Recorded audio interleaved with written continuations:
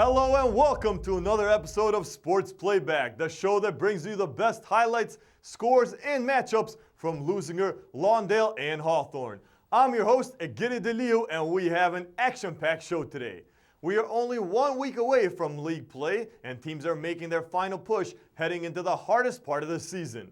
And of course, everyone is excited about tonight's featured game, the annual Mayor's Cup rivalry game.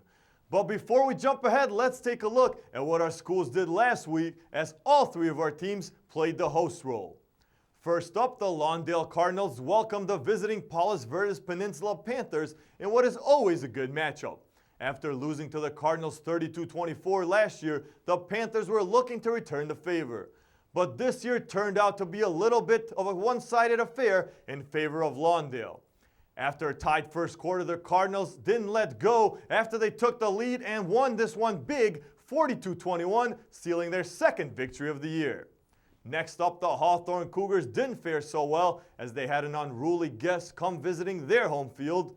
The Golden Valley Grizzlies of Santa Clarita beat up on the Cougars 28-0. Running back Shane Tamura ran for 174 yards and a touchdown to end Hawthorne's two-game winning streak. Finally, last Friday night's game of the week took us to Olympian Field, where the Leuzinger Olympians hosted the visiting Rancho Dominguez Lobos. It was pouring during this game, and no, I don't mean literally. It was raining flags all night long, as penalties were the big story. Let's jump in and take a look at some of the highlights. The crowd was hot on this night, but the Olympians were on fire. Right off the bat on the kickoff, Nathaniel Vaughn is back to receive, and this play is a highlight for a reason. Vaughn with a huge hole, and he is gone! 95 yards to the house for a first touchdown of the game. Leuzinger's up 7-0 just like that. Following a penalty, Leuzinger in an I formation, Edson Santos hands off to Adrian Galero, and he bulldozes through the middle, right into the end zone. Touchdown Olympians, 14-0 in the first quarter. A huge catch by Vaughn sets up another goal line situation. Galero up the middle again for a 2-yard touchdown run. His second score of the night. Lou House leads 21-0 at the half. The Lobos with a nice drive to start the second half. Mustafa Muhammad fakes the handoff, keeps it himself, and goes left. Float like a butterfly, sting like a bee. Muhammad stings the Olympians' defense for the first Lobos touchdown. Leuzinger leads 21-7. But this was Leuzinger's night as Santos out of the shotgun rolls right and hits Vaughn in the flat. Vaughn shakes off two defenders, gets a block by Lionel Smith, and Leuzinger strikes through the air for yet another score, 28-7 Olympians. The Lobos weren't done just yet. Muhammad takes the snap and looks left, lobs it over the defender for the second Lobos touchdown. Unfortunately, a little bit too late as time ran out. Leuzinger wins this one, 28-13. A bounce-back win for the Olympians gave them their second win of the year, and Coach Porter was proud of how his guys played coming off a loss. Tamara Lada caught up with Coach. How pleased are you with your team's effort tonight? Very pleased with the effort. I still think we can do the little things a little bit better. Played a tough team tonight, and I was proud of the way that we bounced back from last week's victory. We still got a ways to go with the little things, though. A defiant Leuzinger came to play last Friday night, and one of those guys that showed up in a big way was senior quarterback Edson Santos. McCall Hall talked to him after the game. What was the difference? Well, it was a team effort. We after the Lawndale game, we all decided on each other, like to look in the mirror and to pretty much evaluate each other, like ourselves, I mean. And we all did that. We all came out, and the line blocked way better than before, and it was a team effort. Edson Santos very humble and rightly crediting his offensive line, a quarterback's best friend. Smart kid. Well, let's turn the chapter to Week 5 action as we have another exciting week of high school football. The 2-2 Lawndale Cardinals will travel to a hostile environment as they take on the equally 2-2 Torrance Tartars. Torrance is coming off of an embarrassing loss to El Segundo and will look to defend their home turf, but the Cardinals will put up a fight as they look to continue their winning ways. look for Chris Murray to step up in search of win number 3. All right, now to the main event. It's time for the game of the week. Tonight, we feature the 2-2 Leuzinger Olympians as they visit the 2-2 Hawthorne Cougars in a battle for the prestigious Mayor's Cup trophy. This tradition started 18 years ago and continues to be a highly anticipated game on the schedule each year. This is a rivalry that is more than just about football. Pride is on the line. This week we caught up with both coaches and both mayors, Lawndale Mayor Robert Pullen Miles and Hawthorne Mayor Chris Brown, as they got ready for their first Mayor's Cup game. Sports help to bring the community together. I mean, not only does it give you fitness and wellness to speak to those issues, but it just brings all the families together. It helps you stay in shape. It helps you with everything. You're, thinking wisely on the field kind of helps you move forward in life. There's a lot of obstacles that goes on the football field, just like life. It's all about school spirit and having that confidence in yourself as an individual and your confidence as a collective body. It brings camaraderie between both cities, actually, between Leuzinger and also Hawthorne High School. I think that's a great thing we should do, and I applaud the former mayors for doing this. But this is exactly what our city needs to do. This is just one of the tools that we can use to bring the two cities together, so we can be cooperative with each other when there's different events or what have you going on in our prospective cities, different projects, different developments or what have you, because we realize as a collective, as this region, when the region prosper, we prosper individually as well. And I think this is going to bring the South Bay together. I think other cities should kind of follow our model, but Robert Pullen Miles is a great guy, and I'm looking forward to going heads up with him. And that's what this Mayor Cup does for our students, for our athletes, for our families who are there to cheer on our team, cheer on the home team of Leuzinger. Cougars, there's no doubt in my mind. And we're going to make it happen. We're going to make it happen Friday. It's going to happen. Oh, yeah, sure. I guarantee that we'll win. Really? Olympians can beat a Cougar any day of the week. Well, I'm rooting for the Cougars, obviously. Get them pumped up. Let them know we're standing behind them. We're ready to see a good game. And at the end of the day, we know that they're going to be victorious. And we will. We'll definitely go out and beat Leuzinger this weekend. I'll take that challenge from Mayor Chris Brown. It's all in the spirit of fun and and brotherly love. He's coming to wear a Cougar jersey every day next week. But at the end of the day, I'm going to be wearing a Leuzinger shirt. Win, lose, or draw, and so will Mr. Chris Brown. And I think it's excellent that we're going to do this for our two cities. After last year, realizing what it was all about, it's pretty fun to be involved in this. The rivalry, the Mayor's Cup, the whole, the two-town tradition, it's a good thing.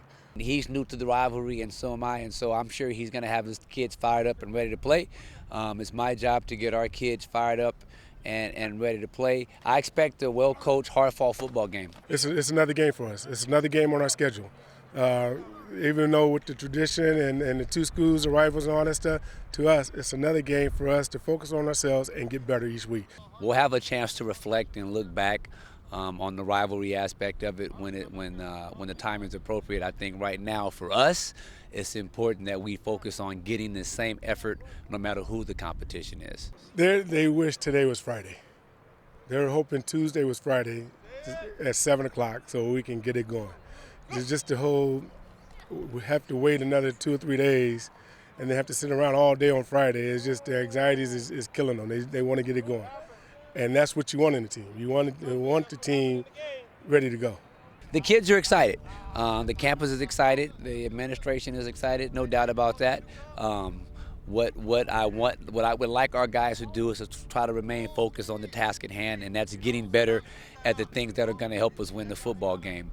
And when the game comes around on Friday at 7 o'clock, I'm confident we'll be ready. We're not going to give it up until I leave the school, so there's really nothing I can tell him.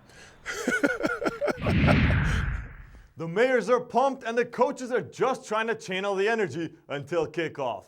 Last year, Hawthorne won the trophy and brought it back home with them in Coach Pacinger's first try. Can Coach Porter do the same thing in his first attempt at the Mayor's Cup trophy? We'll find out soon enough. Also, both teams are looking for that very important third win of the year before heading into league play next week. So much drama and so many storylines, you never know who will take the cup home. But one thing I can tell you, it should be a great game. I'm going to head down to the broadcast booth. So for the Sports Playback crew, I'm Egid Deliu. I'll see you in just a few minutes. Welcome to City TV's presentation of the high school game of the week. It's the long anticipated and always enjoyed Mayor's Cup with Hawthorne and Leuzinger. We're here at Halcap Field in Hawthorne, and we're joined by the new mayors of Hawthorne and Leuzinger, Hawthorne Mayor Chris Brown and Robert Pullen-Miles. And Mayor Brown, well, we're going to talk to the visiting mayor first, Robert Pullen-Miles. Congratulations on your election. Oh, thank you for having me. And this is going to be your first Mayor's Cup. I know that you had lots of experience watching Harold Hoffman. Yes, so we know how to do it. You know, Harold Hoffman told us how to do it, and I'm just glad to be here tonight to support my team. The Leuzinger is going to do their thing. The Olympians, they're going to come out. They're going to have a strong defense, and we're going to bring home that trophy tonight. It's going to be back in the city of Lawndale where it belongs. So I'm just really excited to have my first Mayor's Cup and to be here. So thanks for having me. Now, what does your T-shirt say there? Oh, you know how we do it. What did it say right there? Leuzinger. Whatever it takes. And that's the thing for tonight. Whatever it takes to win, we're going to win. We're going to make it happen. The Olympians are going to make it happen tonight. All right, now, Mayor Chris Brown, congratulations to you. This is your first 10 years mayor of Hawthorne, yes. And you heard it. He wants to take the trophy back to Lou House. It's not going to happen. Simple as that. The Krugers have a better record where we have a much better offense, and we just have to tighten up our defense, but we're definitely going to make it happen tonight. All right, so thank you very much, gentlemen. We have to get our crew in here now.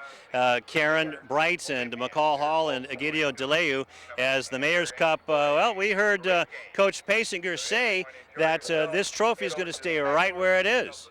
Exactly. Coach Pasinger told us last year that since he's been coach here, until he leaves, he decides to leave, the trophy's not going anywhere. He said Leuzinger can walk by, take a picture, wave at it, but that's as close as they're going to get to the trophy. And Karen Bright, we've got a couple of 2-2 teams battling it out. Yeah, and on the Leuzinger side, Coach Porter was telling us that his team just started clicking last week, so we could see huge changes tonight that we've never seen before from Leuzinger, so it's going to be a really good game. And McCall Hall, she's going to be patrolling the Cougars sideline, lots of sophomores. Lots of sophomores, but that's all right. Coach Pasinger actually let me know that his sophomores have the most leadership qualities on the team. So expect them to have a lot of energy, a lot of fun, and they're excited. It sounds like the Mayor's Cup will be staying right here at Hawthorne High. All right, well, we're going to find out in just a moment. The kickoff is coming up next. The Mayor's Cup is on the line on City TV.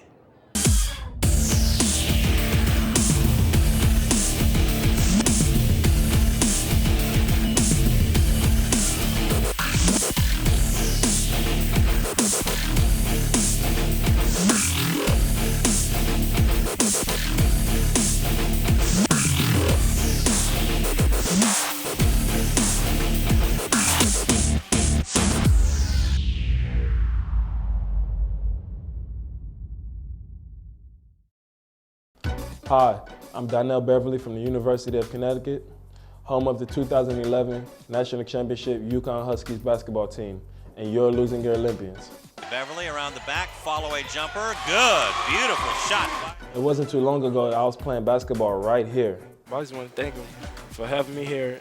I'm honored to play here. And the Huskies are the top dog in 2011. Winning the NCAA championship has always been a goal of mine, but so is getting a great education that will last me a lifetime. You can achieve your goals too. All you have to do is work hard and dream hard, and you can do anything you put your mind to.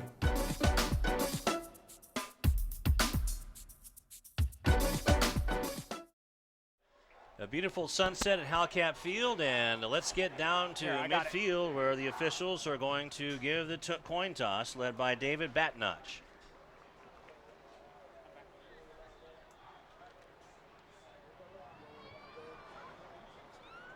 All right, gentlemen, let me introduce your crew tonight.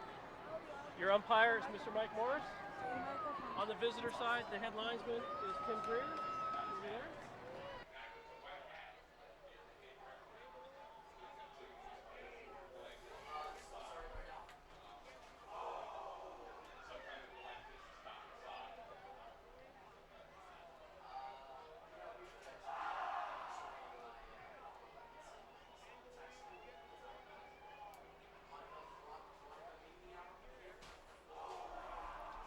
So it's referee David Batnotch explaining the rules, and the captains for Hawthorne in red, well, actually for Leuzinger, number 51, Ahmad Taylor, and number 5, Edson Santos, number 2, Markel Allen.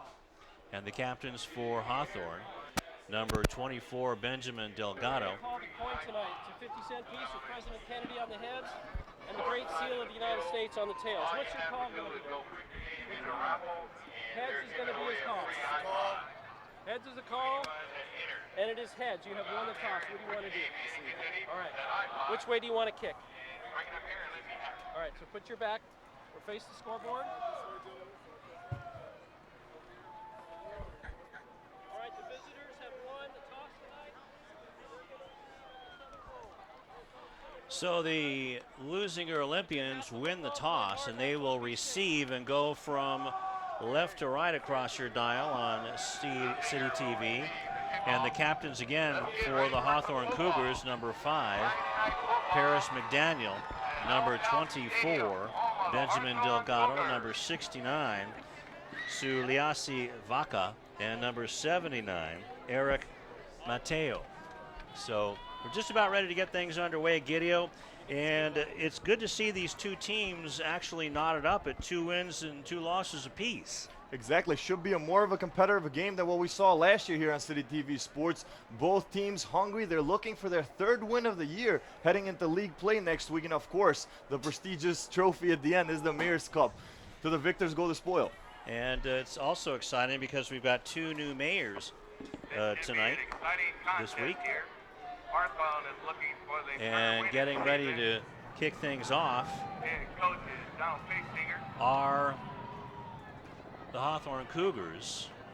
Cougar listed, Christopher Renteria is the kicker listed. Last week, Leuzinger returned the kickoff for a touchdown to start the ball game. It only took 15 seconds for Nathaniel Vaughn to score.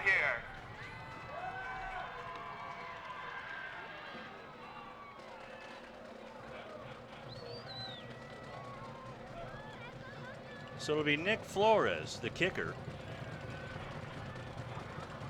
And he's going to kick it to Markel Allen. And Nathaniel Vaughn, the kick is high, and it goes over the head of Khalil Miller and into the end zone. So it'll be a touchback, and we'll go 1st and 10 from the 20-yard line. Coach Porter said Edson Santos had one of his best games last week against Rancho Dominguez. They went up 21-0 at halftime. Let's see if Santos can repeat that tonight against a much tougher Cougars defense. That's right, and then coming off of a shutout loss to Golden Valley are the Hawthorne Cougars. And Coach Pasinger was saying whatever could go wrong did go wrong. Yeah, they got shut out 28-0 in that game, looking to forget it tonight. I'm going to keep my eye on the defensive end for Hawthorne, and that's Lisala Tai, number 28. Oh. And now we get some movement, and that play was just discombobulated from the first. So we'll see if it's movement, encroachment, or illegal motion. It's offside on Hawthorne. Well, this is the story last week, lose penalties. 5-yard penalty against the Cougars were offside. First down and 5 yards. There's number 52. It's 1st and 5 from the 25.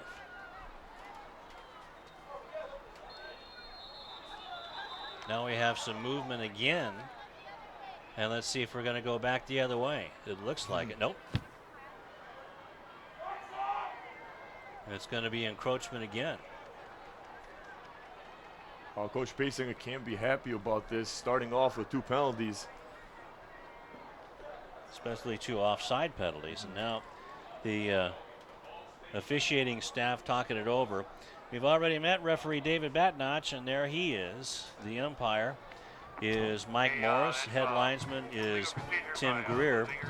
Line judge is Ron Harris, and the back judge is Greg Lawson. And there you saw it. It was an illegal procedure against Leuzinger. So we'll do it again. 1st and 10. And getting the ball is Adrian Galera, and he comes around the near end for about 9 yards. So it'll be second down and 1. And on the tackle there, number 24, Benjamin Delgado, a junior for the Hawthorne Cougars. There you see him, the outside linebacker. Almost misses him, but goes low and finally makes the tackle. Also there, number 6 to help out is Drew Lands. Ball is on the 29-yard line. Bringing the offensive line out is Ahmad Taylor, the center and the anchor of this big offensive line for Leuzinger. Ball will be handed off again. That's good enough for a first down and a gain of about 6 yards. So it'll be first down for Leuzinger. Again, Delgado with the tackle there, and Leuzinger ran wild last week against the Lobos. Galera had 2 running touchdowns. Both came at short yardage situation, but regardless, 2 touchdowns for Galera last week, who cramped up but is fine this week, Coach Porter said. And there you saw it. So Galera getting the first 16 yards of positive yardage. Split wide to the near side is Nathaniel Vaughn in a 4 wide receiver set. But the ball is kept by Santos after the fake handoff. That's a first down near midfield. Finally tackled at about the 49-yard line. That'll be a gain of about 12 yards and a first down for the Olympians. Beautiful run by Santos. We talked about him. He has to be the player tonight for the Olympians to step up. And there you saw it, this time using his speed on the ground. Gets a first down and more. Beautiful block there by his center as well that sprung Santos. Yeah, that's Ahmad Taylor, the one we were talking about. Yeah. Also on that line, Samesi Lauakai. And it's 1st and 10, approaching Hawthorne territory. In a new era of Mayor's Cup, not only new coaches, but new mayors. And all the way down into Cougar territory, down to about the 30-yard line, and a huge run for the Leuzinger Olympians. Jalen Morgan finally brought down the running back there. And he got carried for 2 or 3 yards there, Lou. There you see it on the replay. Some great blocking up front again, and that's Khalil Miller with the run. Leuzinger, go take a picture for $1, Cougars. That's a 22-yard gain. The stadium here, $1. If you hate Leuzinger, pictures for $1. Down to the 30-yard line of Hawthorne, where it'll be 1st and 10. So right now, the offensive line of the Olympians are roughing up the Cougars. Man in motion, ball gets handed off to that man, and it's Lionel Smith. Smith doesn't get a whole lot, gets maybe about a yard, so it'll be 2nd down and 9.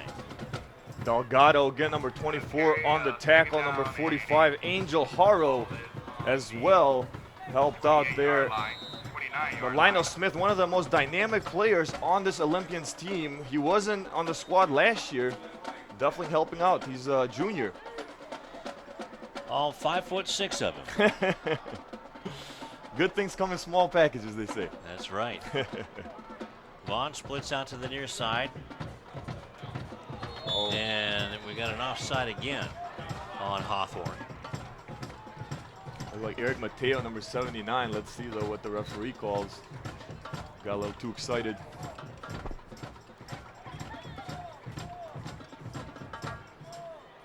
So it was 2nd and 9 as the officials. You can tell that's Ron Harris, the line judge. He's the tallest guy out there. Side judge. Wow. These Hawthorne Cougars, they're excited here, but these nerves, you can't let these nerves get to you. You have to be disciplined, especially early on. So offside again. Santos with the handoff up the middle to Galera. Galera, shedding tacklers, gets inside the 20-yard line to the 15-yard line at a 1st down. Delgado there on the tackle once again, but it was a group effort. Also, Saladin Davis, number 9, helped out, and he's been impressive at running back as well. So another 9-yard gain and for Galera, as he has 24 yards and 3 carries. So it'll be 1st and 10 from the 15. with 8:30 left to go. Actually, yeah, 8:30 left to go in the first quarter. Thought the clock stopped there for a minute. But it looks like it skipped a few seconds. First and 10, ball on the 16-yard line. 3 receivers set, and somebody moved again. I think the right tackle moved that time. Egidio, that might have been Semesi Leoakai, or it could have been an encroachment again. Both lines very fidgety. Illegal procedure. So we'll come back 5 yards. Yeah, I mentioned it in the sports playback show. Last week's game for Leuzinger, it was raining penalties all night long, and it started out the same tonight. So 1st and 10, or it's actually 1st and 15. The ball gets handed off to Miller. Miller finds the real estate a little bit tough and gets back to the 20-yard line, maybe gets a foot, and that's about it. So we're going to call it 2nd down and 15. Miller, only 5'7", a small running back, tries to make something happen. That could have been a bad play, could have been a tackle for a loss there, but moves, keeps his feet moving and grabs a few yards, keeps the offense going. So we'll call it a 2nd down and a long 14. 2 receivers stacked to the near side. Santos going to go that way, has a man open. The ball gets tossed around and dropped. So it'll be 3rd down and 15. Nice job there by Jordan France, number 7, breaking up that pass. And Nathaniel Vaughn, you saw he was the intended receiver. Santos looked for him all last week, continuing to do so. And good defense, but that was a catchable ball. Definitely, yeah. So Leuzinger stalling after the illegal motion call. So this is a big down for the Olympians on offense, and defensively big for the Cougars. Santos back to pass, goes down and wide open in the end zone. In the back of the end zone, just out of the reach of Luis Asensio. Jamal Neal, great job defending for the Hawthorne Cougars, number 16. He has 7 touchdowns, Lou, so far in the season. He's only a sophomore. One of the players that coach is very, very excited about to have. There you see him. Ooh, just out of the reach. And a big stop in this offense that was rolling quite nicely. Now they need to get to the 10-yard line, or actually the 5-yard line for a 1st down. But now they're going to bring on the kicker. That's number 34, Steven Ortiz. The kick is high, and it is good. Field goal good. So that was about a 27-yard field goal. 3. So at least getting some type of points. 3 points is better than 0 for this Leuzinger offense that moves smoothly in their first offensive drive. We'll see if the Cougars can answer back. They have a lot of dynamic weapons on the offensive side of the football as well. So that's a terrific field goal, 37 yards. We're going to call that one, and that had about 10 more yards left in it. Beautiful, right up the middle. Boy, it was hot, just baking hot today, in the upper 90s and triple digits. But boy, what a beautiful sunset we got tonight. Yeah, beautiful view. You see it there on your screen. That's why I moved to California, Lou, for the weather. Still here. All you have to do is go put your name and enter. Already started getting cold in Michigan. No cost to you at all, and you're going to get a free iPod if they pick your name. In the meantime, while you're walking there, just keep on Full house walking. tonight. Snack bar. Go ahead. No, full house tonight. Everybody out supporting their beloved teams. So it's a 12-play drive that was 80 yards and took just under 5 minutes, 6 minutes, or 4 minutes and 58 seconds, as Ortiz will kick the ball off to the Cougars. On the far side, it'll be Jamal Neal. He's the most dangerous of the kick returners, and this one gets line drived over the head and into the end zone. That's going to be a touchback. Yeah, Neal already has a kick return for a touchdown already this season. We saw it here on CityTV Sports. It was against Blair. That one just a little bit over the hands of Paris McDaniel. He's a monster on his own on offense. It sure is. We should see a lot of number 5.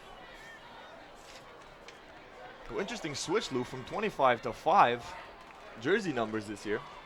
That's right. First and 10.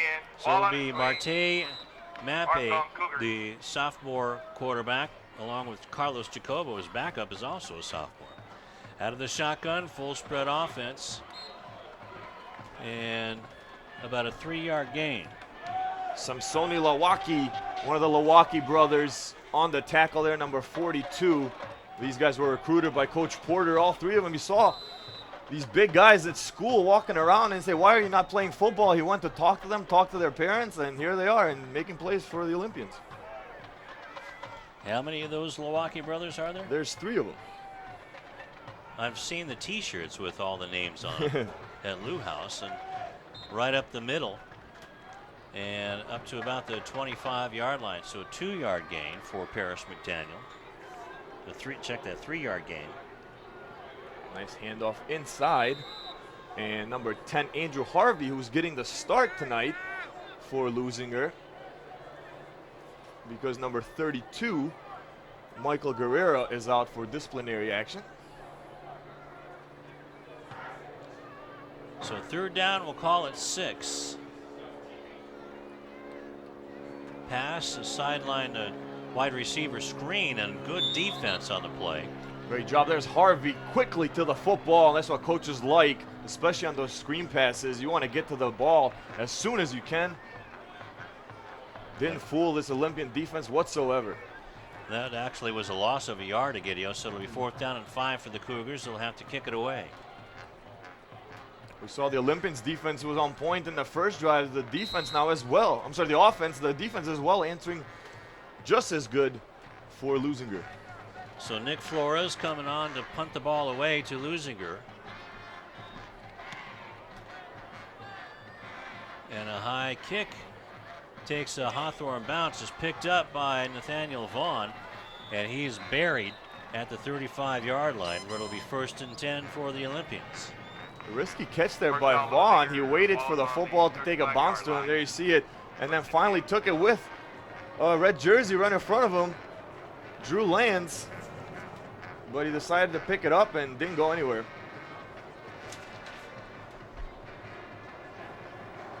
So the defense of the Olympians are fired up as they get their job done. Coach Porter has to be happy. He loves to see fundamental football, and that's what you saw in that last defensive series by Leuzinger. They did their jobs. Also, these coaches they know each other, that's for sure. So from Culver City, Porter, and Pasinger from Beverly Hills. So it's not like they're going into this blind, that's for sure. As Galera gets 5 more yards, and let's go down to McCall.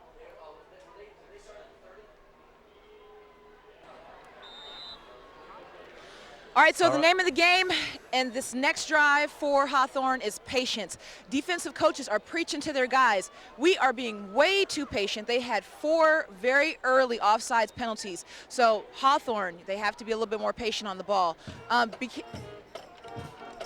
As they're going down the field now, defensive coaches are still on them about being patient. Watch that in the next drive. All right, thanks, McCall. And Galera gets the ball again. Gets about 2 yards, 3 yards. So it'll be 3rd down and about 2. We'll give Galera 3 more. The Leuzinger offense staying conservative. Galera up the middle did this a lot last week against Rancho Dominguez, and a pack of red jerseys, like a pack of wolves. Galera goes nowhere. So big 3rd down play again for both teams. Ball is kept by Santos. He gets to the 50-yard line. That's going to be good enough for a 1st down, all the way down to the 47-yard line of the Cougars. Marcos Bahina and Delgado both hanging on to a piece of jersey for Santos, as there's a flag coming in late now, Lou.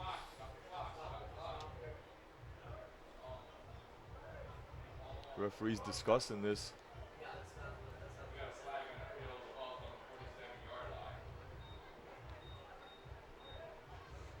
So it's a personal foul against the Cougars. Coach Pasinger is not happy about that. You see on the bottom of your screen, Cougars are getting a lot of penalties early on here. You can't have it. Here's a replay again. So Santos with a run. Maybe a little bit of a late hit there. Doesn't look too late to me. Yeah. But that's got to be it there. So the ball goes all the way down to the 30-yard line. Santos on the wide receiver screen. It's complete.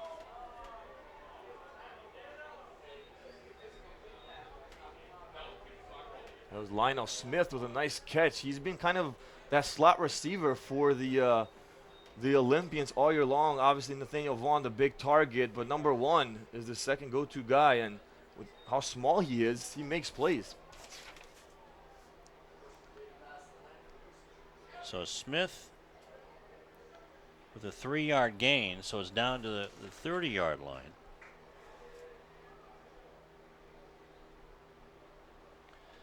Santos hands the ball off this time, and nice hole to run through, but the linebackers of Hawthorne closed the hole down to about the 28-yard line.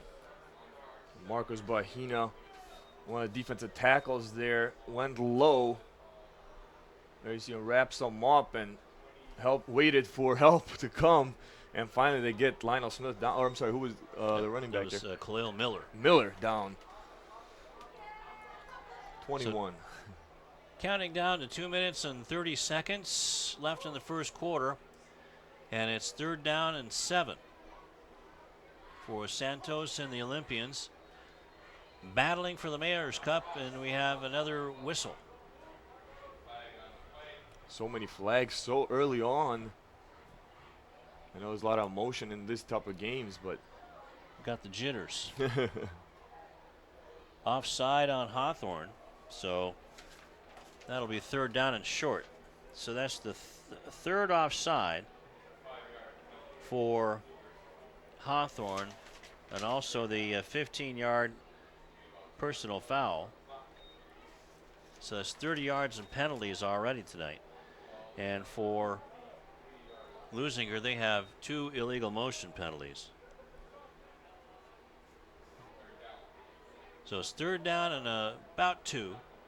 Galera, or that's Miller, excuse me, getting through the hole and then some, gets close to the 10-yard line.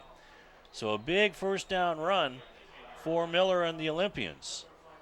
And gang tackling once again by the Cougars there. Delgado, you saw one of the guys on the pile. Oh, a fumble, almost a fumble there with the handoff, but great job by the running back to keep it in his hands. And a beautiful run by the Olympians, moving the ball well. That's a 17-yard gain, Egidio. Yeah, this Olympians offense is surprising me tonight, how smooth they're moving the football on a pretty good defense.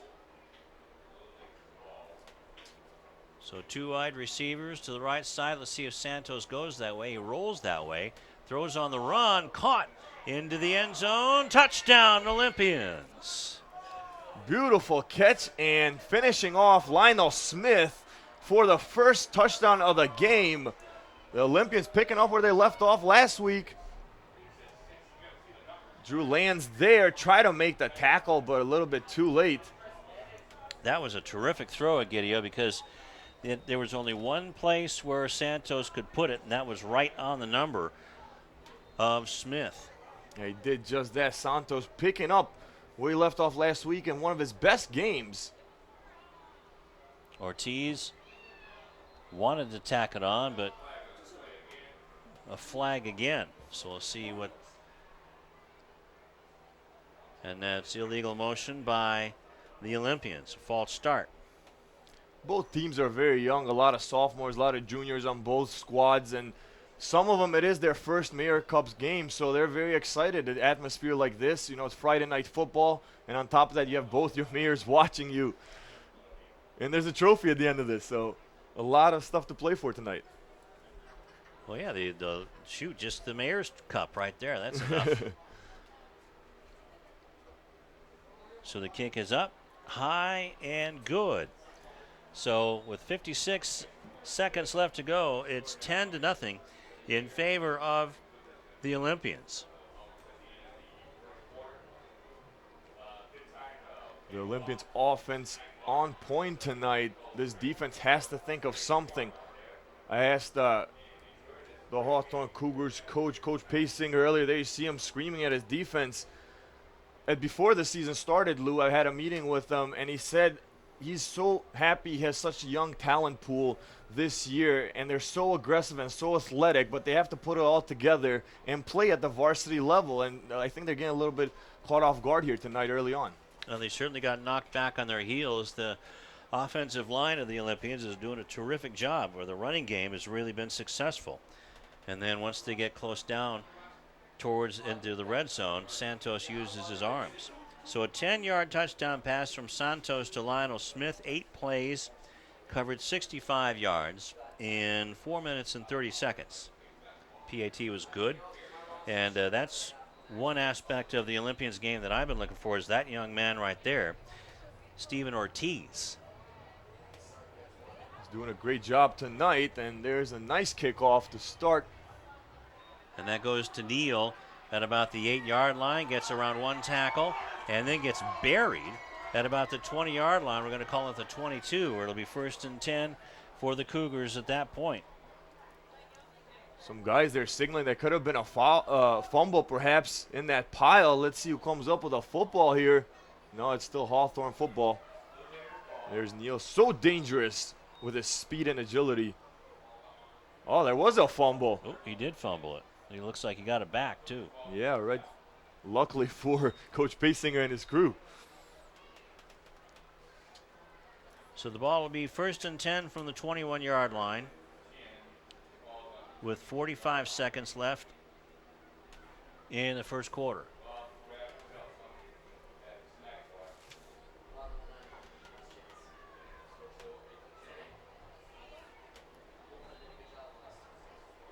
There we saw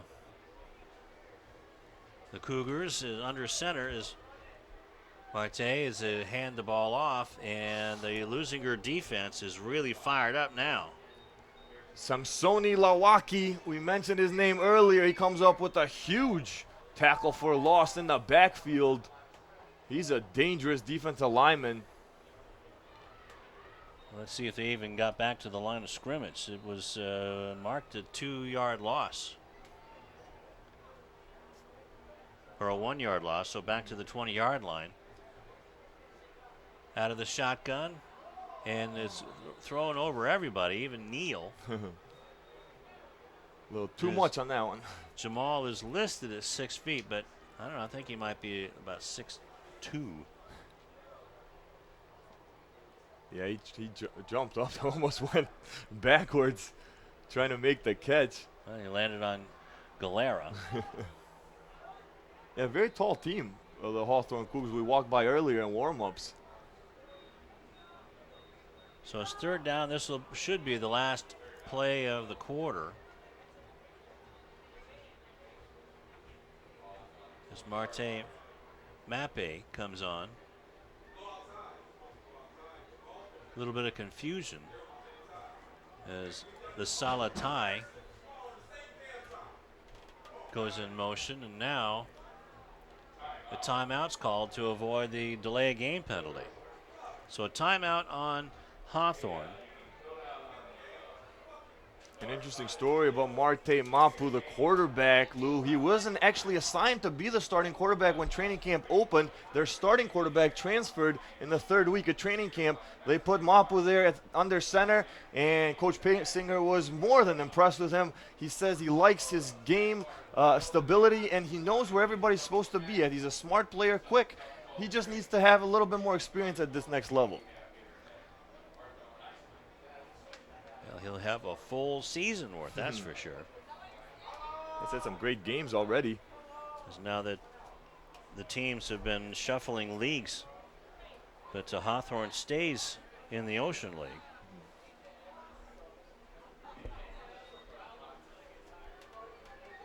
Pass across the middle, and that is picked off. Is that Markel Allen? Looked like Nathaniel Vaughn with the interception, but he was down, so there wasn't going to be any forward movement on that, just an interception by Vaughn. As he went down on his knees. But So it'll be 1st and 10 from the 35-yard line once the second quarter begins. So you see Mapu throws a nice ball, and yep, that is Nathaniel Vaughn. Beautiful spiral just to the wrong guy.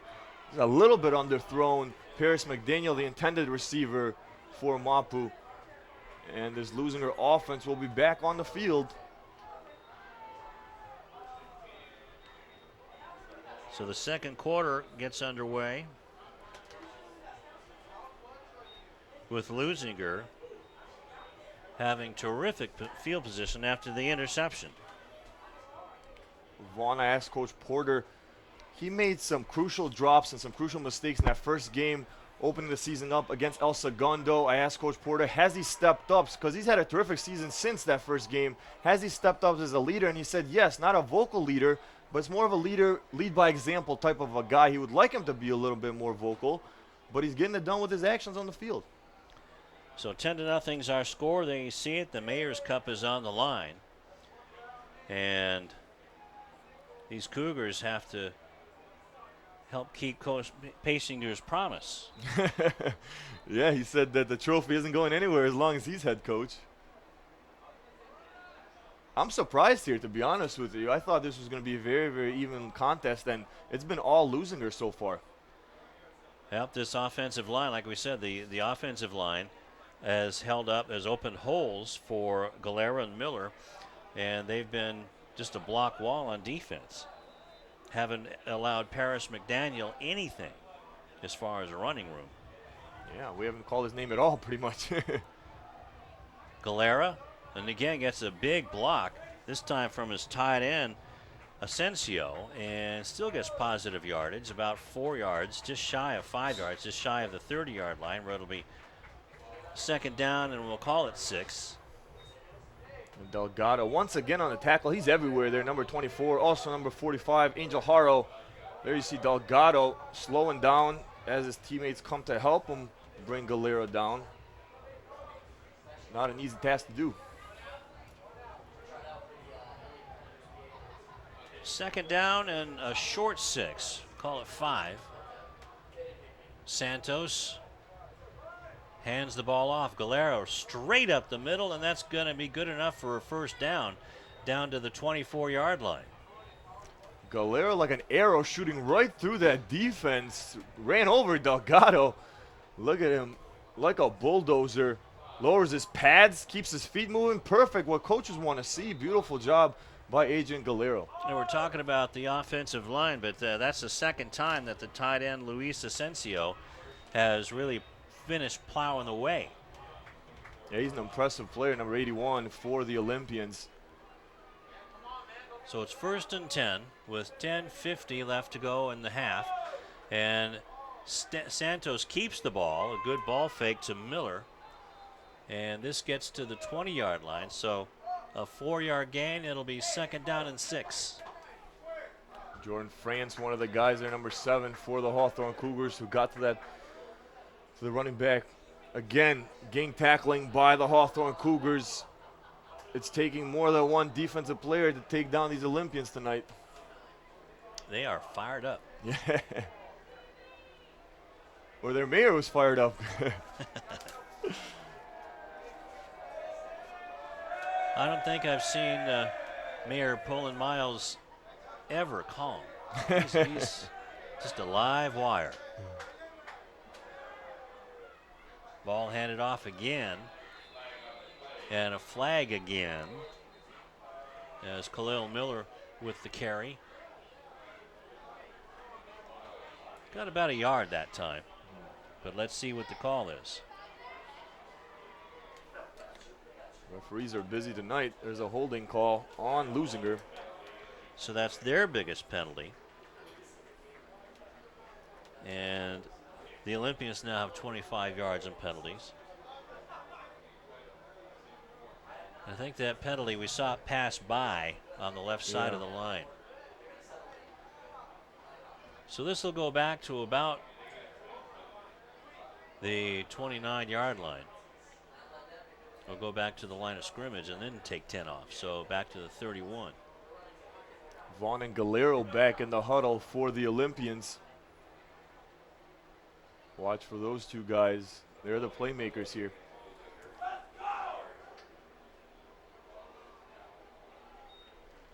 So it'll be 2nd and 20.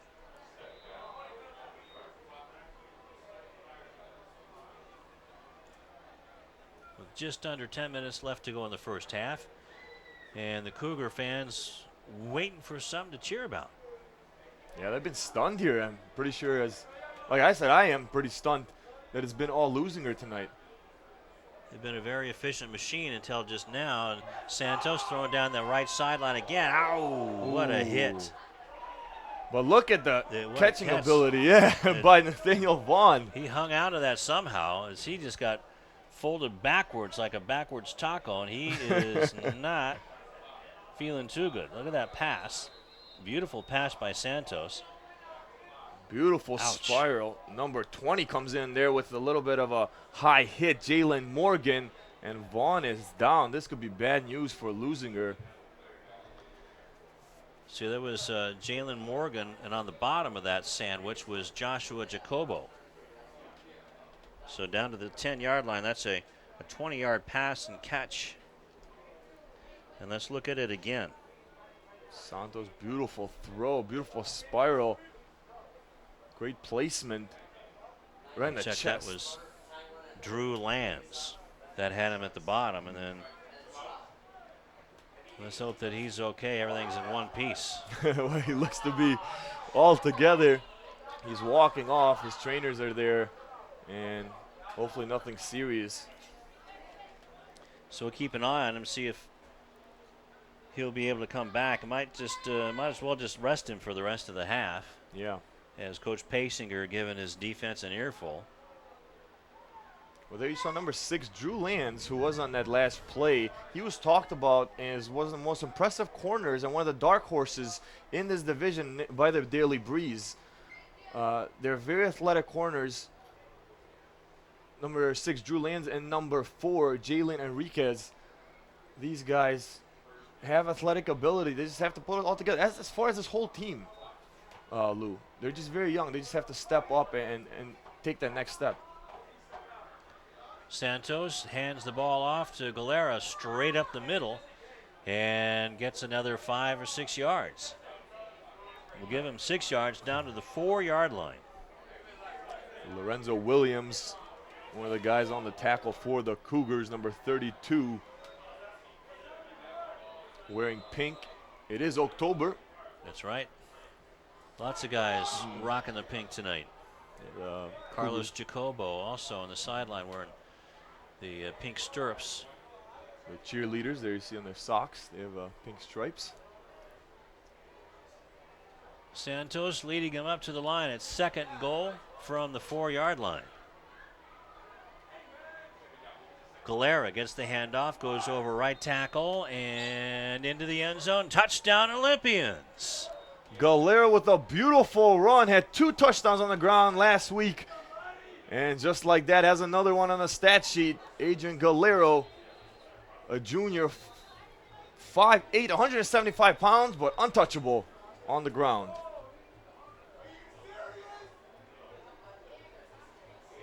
Yes, Egidio is serious. Coaching staff none too happy as Steven Ortiz comes to tack on the extra point out of Santos's hold.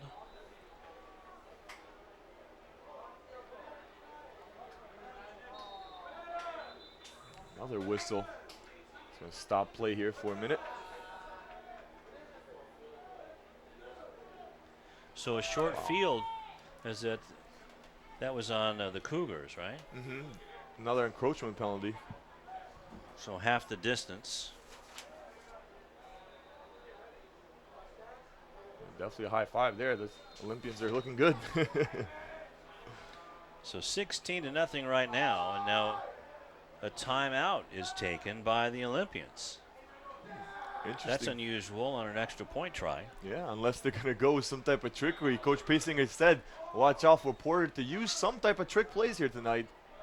Yeah, the ball goes to the 1.5 yard line, so half the distance. You have a It's just comfortable about the lead. 1 yard line, so why not try a 2-point conversion? It's Damian Porter always thinking. Well, he's a guy that's played at the next level. He played in the Arena Football League for 9 seasons. Some of the teams: Iowa Barnstormers, the Las Vegas Gladiators, Grand Rapids Rampage.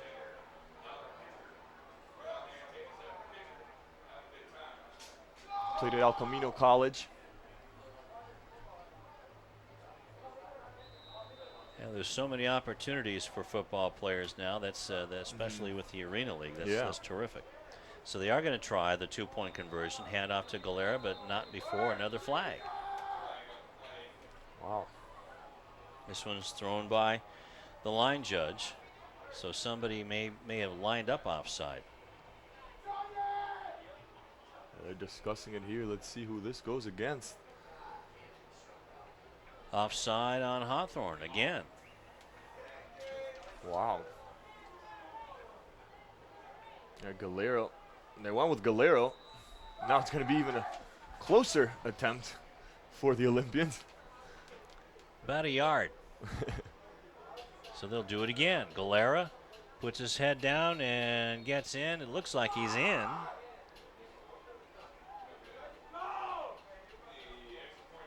And no good. No good. The Cougars stop Galera right at the goal line.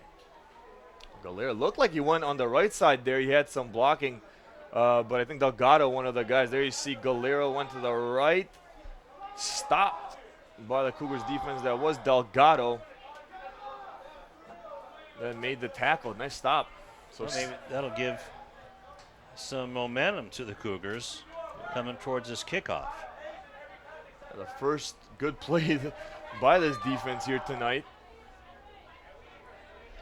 So Galera with a 4-yard run completes a 6-play, 35-yard drive in just under 4 minutes, 3 minutes and 56 seconds. Or 52 seconds, excuse me. There's the band. They're getting ready. They're looking. They want something to play here. But Hawthorne's not giving them anything to play for.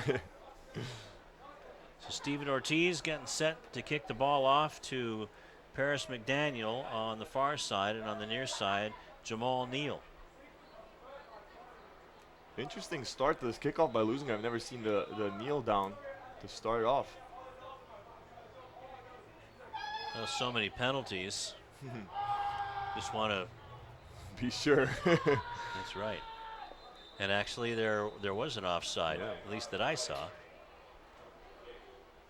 Even with the 3-point stance. So much for that. So they'll kick it from the 35.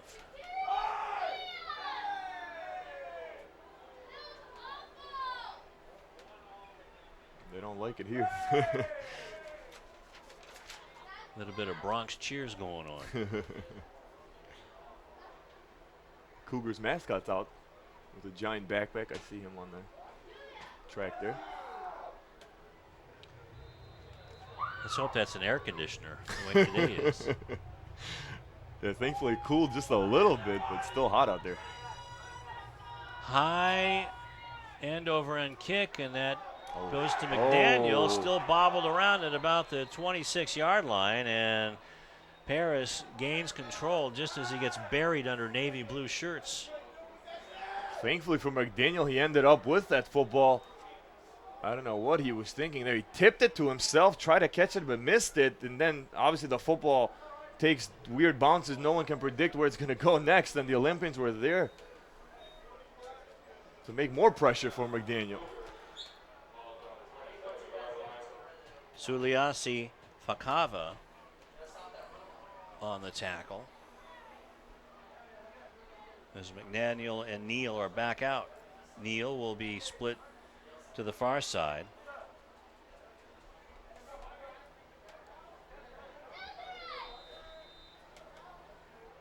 Rujai Neely split to the near side. Out of the eye is Hawthorne. McDaniel with the ball. and gets up to about the 29-yard line. So about a 3-yard gain. It'll be 2nd down and 7. And actually, Stephen Ortiz, number 34, on the tackle there, the kicker. Wraps around McDaniel, and then 42 cleans up. That's Lawaki.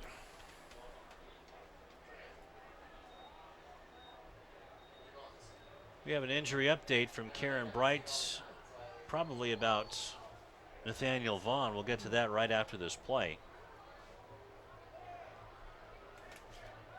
Marte Mapu out of the shotgun.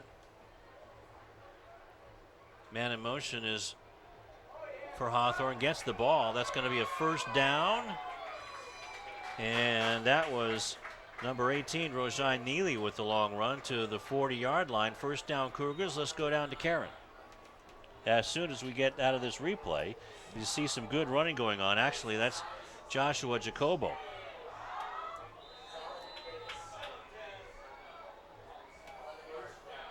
And we'll get back to Karen once we get the... I've been there, Lou. Once we get that taken care of, and to the 41-yard line. So a 1-yard gain for McDaniel.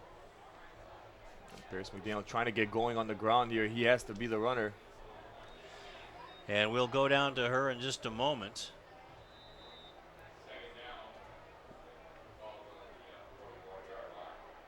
Harvey on the tackle for the Olympians there, number 10. Like I mentioned, he's getting the start because Carrera is out for school reasons, but he's helping. So out of the shotgun, McDaniel gets the handoff, and there he goes. McDaniel gets a good gain to about the 47-yard line, where it'll be 3rd down and short. And let's go down to Karen. Guys, an injury update on Leuzinger's Nate Vaughn. You saw him walk gingerly off the field a few plays ago. I talked to trainer Gil Salvador, and he had him up on the training table, was stretching him and taping him, but the trainer said that there's no injury. He said that Vaughn said that someone might have rolled onto his ankle, but that he couldn't remember. He was so focused on the play, but luckily he's back in. They were just reinforcing the tape that was already there to prevent any injuries from someone rolling on top of him. Back to you guys. All right, Karen, thank you. 5:45 left to go in the first half, and a timeout. 30-second timeout taken by Hawthorne.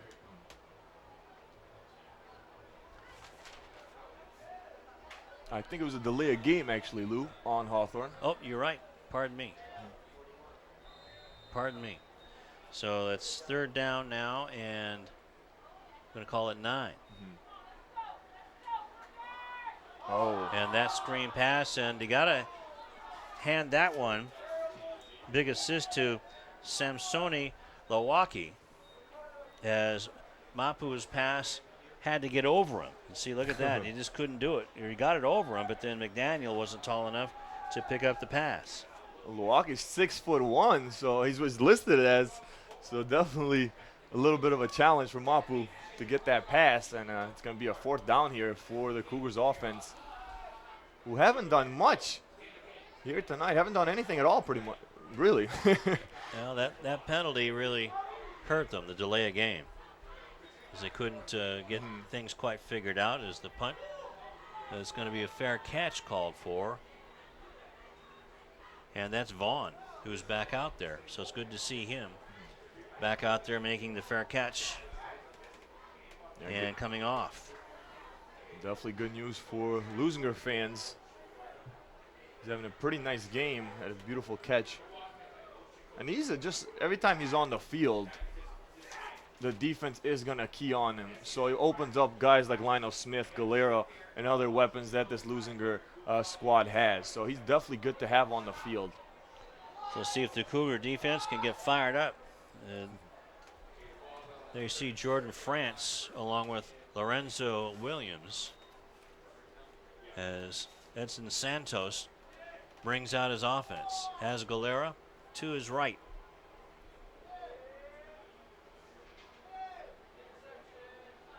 Rolls out to the right and throws it on the run, and it's incomplete. Intended for Vaughn. It'll be 2nd down and 10. A little bit of a pressure by this Cougars defense. Finally on Santos, making him make a bad throw there. Give that one to the secondary of the Cougars as they had everybody covered. You see Santos trying to force it in. Yeah. Actually just threw the ball away. Smart.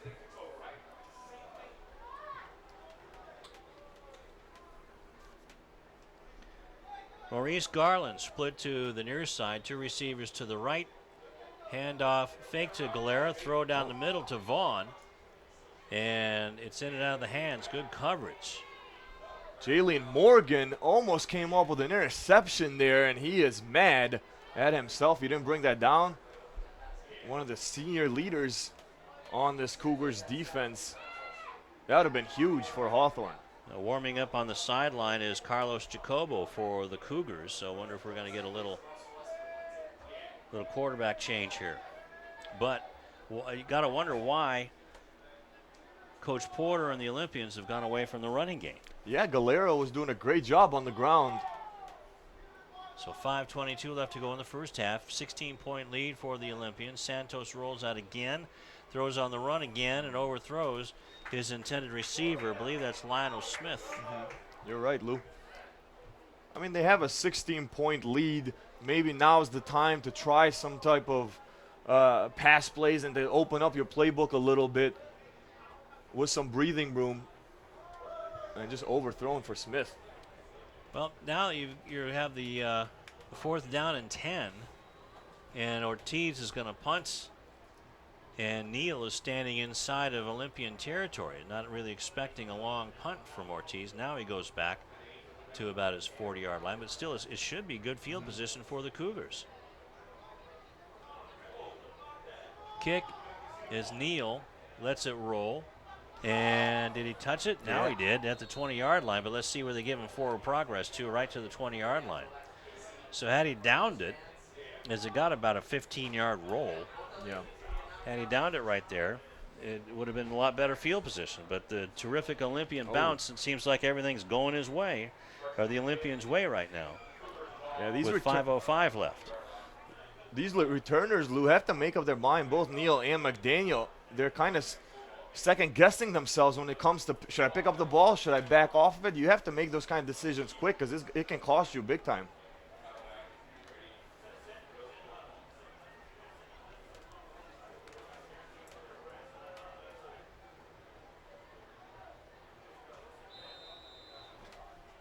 So 5:05 left to go. And let's see if we have a quarterback change, and that's Jacobo. And that snap went over his head. David Gonzalez, the center. What a costly play for Hawthorne. Just not what they needed here. Things have gone from bad to worse. So they're going to give the forward progress all the way back to the 6-yard line. So a loss on the play of 14 yards and a timeout on the field with 4:41 left to go in the first half. And if that's Hawthorne's timeout, that's their second. And there's quarterback Mapu, who seems to be back in the game for the Cougars. Following Jacobo's mishandle of the snap. It wasn't a missed handle. That was just fired over his head. Yeah, he's not 6 foot. He's not 7 foot tall. Nothing you can do there. I even think a 7-footer would have had trouble getting that one. That was a monster snap. So a 14-yard loss on the play on the snap. Definitely what this offense did not need here at this point of the ball game. Well, actually, you do have the 2 quarterbacks in there, Gideon, but Marte Mapu is one of the receivers. Trying something different for Pasinger. Just trying to find a combination that works.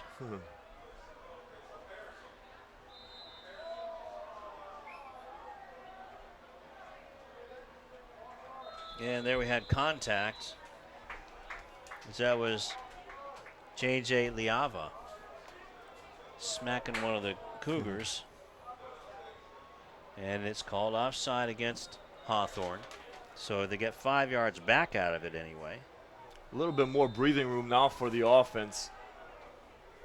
They're not in their own end zone. And Ball's handed off to McDaniel. McDaniel getting plenty of running room. And they're going to give him that all day because they still have to get up to the 30-yard line for a first down. So it's back up to the 25-yard line. There's McDaniel with a nice run right up the middle. Shakes the tackler and then finally gets taken down. I believe, let's see who that was there, one of the cornerbacks on the tackle.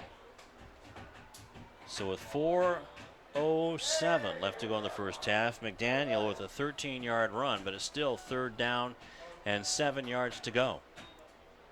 Jacobo back to pass. Actually, no, that was a little, was that a wildcat run? Or Just an inside handoff.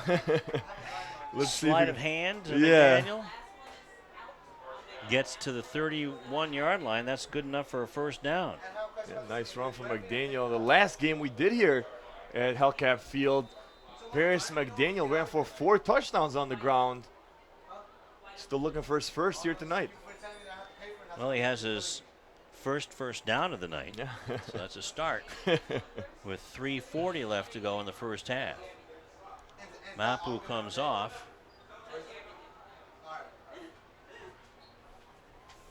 And the big guy, Ty, splits wide to the near side. Big target and a high snap again. Jacobo throws it to the far side, and it's complete to the 35-yard line. Suliasi Fakava Jr., one of the guys there that came to finish the tackling job by the Olympians. As Delgado with a nice catch. Doing it on offense a little bit as well. So a 5-yard gain, it'll be 2nd down and 5, even though our yard marker isn't up there. Oh, we got a penalty, that's why. 10, 15-yarder. The Cougars will take this for sure. Wow, okay. Well, we missed that call. Yeah, maybe a late hit of sort there on Leuzinger. So it's 1st and 10 from the 50-yard line.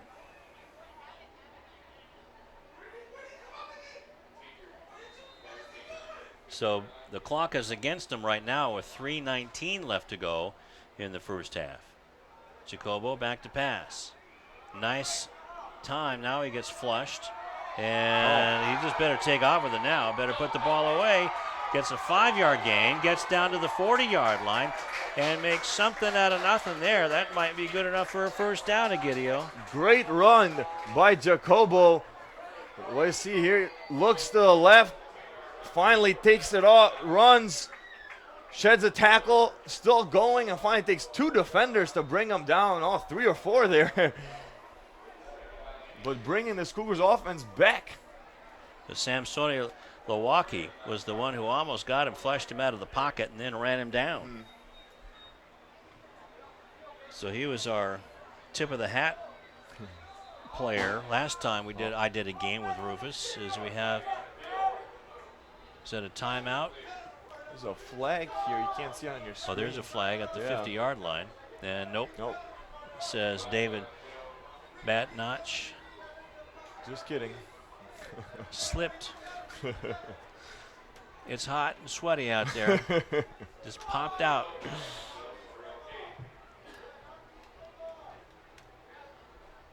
So 2:12 left to go in the first half, and it's 2nd down and 1 for the Cougars. A big play for them. High snap again. McDaniel gets the first down and then some.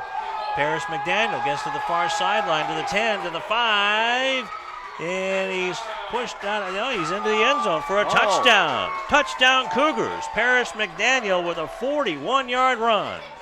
What a run by McDaniel. Had a hole and no one to tackle him. Look at this, wide open right up the middle. Uncontested. Paris McDaniel then outruns. Oh, he did get pushed out of bounds at the 2-yard line. Nathaniel Vaughn, so that's going to bring that back. So about the 3-yard line. We're going to call it first and goal from the 3. Well, everyone else up here thought it was a touchdown also. Everybody we was were waiting for celebrating. the call.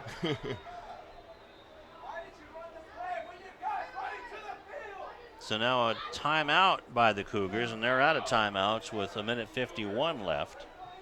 And picture of frustration there. So a 38-yard run by McDaniel. That's what McDaniel has to do the rest of the night to carry his team into victory and to retain that Mayor's Cup trophy. One of the best runs, one of the best offensive plays for Hawthorne tonight. I would say that was the best offensive play, besides Jacobo's run to get the 9 yards to avoid the sack from Milwaukee. And they have to finish this, Lou. They have to punch it in and get a touchdown, at least a field goal, but they have to get some type of points. Oh, they need a touchdown. They're this close, they got to get a touchdown.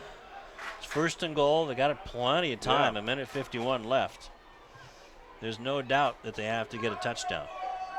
And they have the weapons.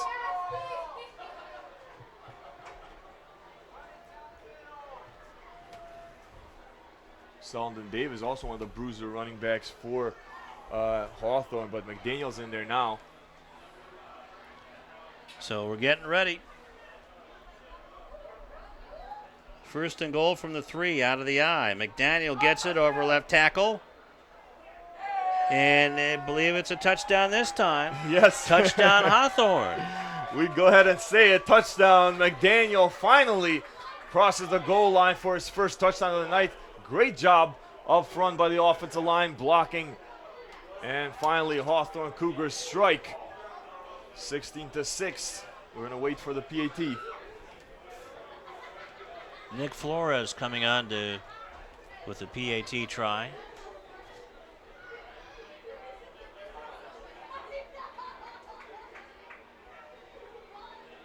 Out of the hold of Neal. Beautiful run. Beautiful job there on the left side, wide open. The tight end as well with a nice block.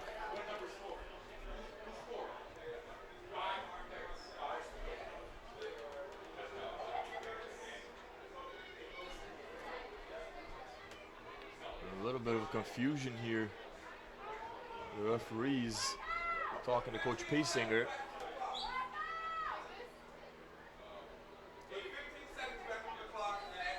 They want to put some time back on the clock there because it was at 1:41 when the touchdown was scored. And now it's all the way down to 1:11. So they got to put 40 seconds back on.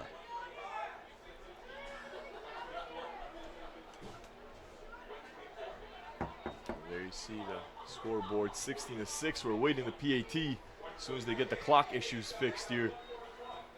But what a nice job by the Cougars offense, finally clicking. We still have a lot of football to be played, Lou. Absolutely, but this going towards the end of the half has really got to lift the spirits of the Cougars, just like the Spirit Squad lifting up some of the cheerleaders there. Snap back, ball down, and it is good. So with 1:39 left to go in the half, the Cougars get one back, and it's 16-7. And still, you got to scratch your head and wonder why the Olympians would go for that A, the 2-point conversion, and then B, quit their running game in the last plays, because that led to this touchdown. The punt and this drive led to the touchdown. So now it's 16-7. Let's see if this comes back to bite the Olympians or not. Exactly, you're exactly right, because maybe they felt they had a little bit of a lead at 16-0, but now it's 16-7. The Hawthorne Cougars have their offense clicking, and it could be dangerous for the Olympians. That's it. What's the old proverb? Don't let a sleeping cougar lie, or let a sleeping cougar lie. Don't kick a cougar sleeping, that's for sure. Oh yeah, just stay away from a cougar if you run into him. That's what I would do. Yeah, that's right.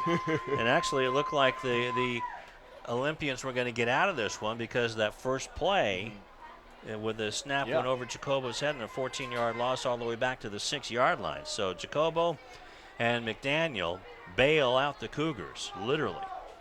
Yeah, 94 yards on that offensive drive for Hawthorne. Now, let's not forget the 15-yard penalty against the Olympians as well. 3 yards, you'll take it if if it's not against your team. So an 8-play drive that went officially 80 yards. It was actually 96. And that covered almost 4.5 minutes. So a good drive by the Cougars. And like you were just about ready to say, plenty of time left on the clock for the Olympians. Great drive by Hawthorne. That's exactly what they needed. And we mentioned a lot of time in this ball game, and it's going to be exciting. I think we're going to have a great third and fourth quarter. Don't change the channel. Not a bad way to kick off the Mayor's Cup for the 2 new mayors and the 2 new coaches. Little pooch kick, and that's taken just inside the 20, and look out, here comes Allen. Allen gets past the 40 to the 43-yard line, about a 25-yard return. That'll be 1st and 10 for the Olympians. Great run back there by the Olympians. There you see no one in front of him for a while. There's Miller, and then somebody got hurt because there's a Cougar that's down still from that play. Hopefully it's nothing serious here. We don't want to see anyone get hurt.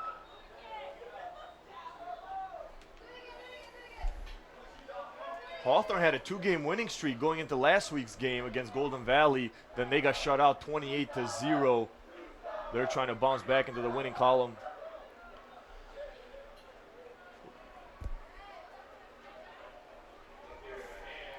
So that's number 49, Alvaro Reyes, and probably just got the wind knocked out of him, maybe twisted up like a soft pretzel at the mall. But it's good to be young. You bounce right back. So the Cougar defense, look at that. They're playing very spread back. Don't want anything coming, no long passes coming their way. Santos, though, rolls out to the right. He loves to throw from there and does. Throws the home run ball, has a man open. Ooh. And just out of the reach, and that's Lionel Smith territory, and that's who did sneak around and get open. Drew lands on the coverage, and it got thrown actually right in between Lance and Smith. And you're right, Lou, that Santos loves to go to the right side. They've been running that play where he rolls out to the right. I think it's about the 3rd time they've run it tonight.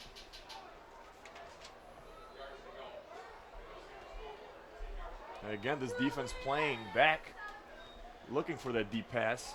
So Santos tonight is only 2 out of 8 for 30 yards, but he does have a touchdown. So 1:23 left to go in the half. 4 receivers going in the pattern. Still to the right side to Smith. It's caught at the 50-yard line, and he falls forward and might have gotten out of bounds after the first down marker. So it'll be 1st and 10 for the Olympians inside of Hawthorne territory at about the 47-yard line. I see Smith, you mentioned only 5'6", but comes up with a great catch. And number 20, Jalen Morgan was there, pretty much kind of pushed him down. Not really a tackle. So a 10-yard gain. Galera gets the handoff, or does Santos keep it? Santos keeps it and gets down to the 40-yard line. So we'll call it a 6-yard gain. It'll be 2nd down and 4 with 55 seconds left. One thing I'm impressed with by the Leuzinger Olympians as Leuzinger takes a timeout here. I did the first game for Leuzinger and El Segundo, and one thing that really stuck out was the handoffs between Santos and Galero. They looked very, very uncomfortable, and they had 2 or 3 fumbles, I believe, in that game. They lost 51-0 in the end, but their exchange, they were out of shotgun, and every time they exchanged from Santos to Galero was just an uncomfortable exchange to watch, and you can tell, and it cost them the ball game. But very impressed. They worked on it, and it looks great. Well, at the Lawndale game at Lou House, they were very comfortable, but now they're just in sync and almost like a wing offense where you can't tell who's got the ball. Yeah. I played in a wing offense during my high school years. And look at there, the beautiful Mayor's Cup, accessorized with Cougar colors. They don't get the pom-poms, do they, if they win? Well, I think if Leuzinger wins, the Lawndale Mayor, or if the Leuzinger loses, the Lawndale Mayor shouldn't have to have those pom-poms wherever he goes for a year. Santos almost had it picked off, or is it picked off? That's an interception by number 6, Drew Lance, who's been around the football all night. Comes up huge with a big interception for the Cougars defense. Drew Lance, we've called his name before. Another big play by him. And he just snatched it out of the air. I mentioned he was one of the players that the Daily Breeze picked for this Hawthorne Cougars defense to be a standout player, and he's showing it. Well, Hawthorne has some time. They have a 60-yard field and 51 seconds to do it. Yeah, that's plenty of time if you get everybody on sync and ready to go.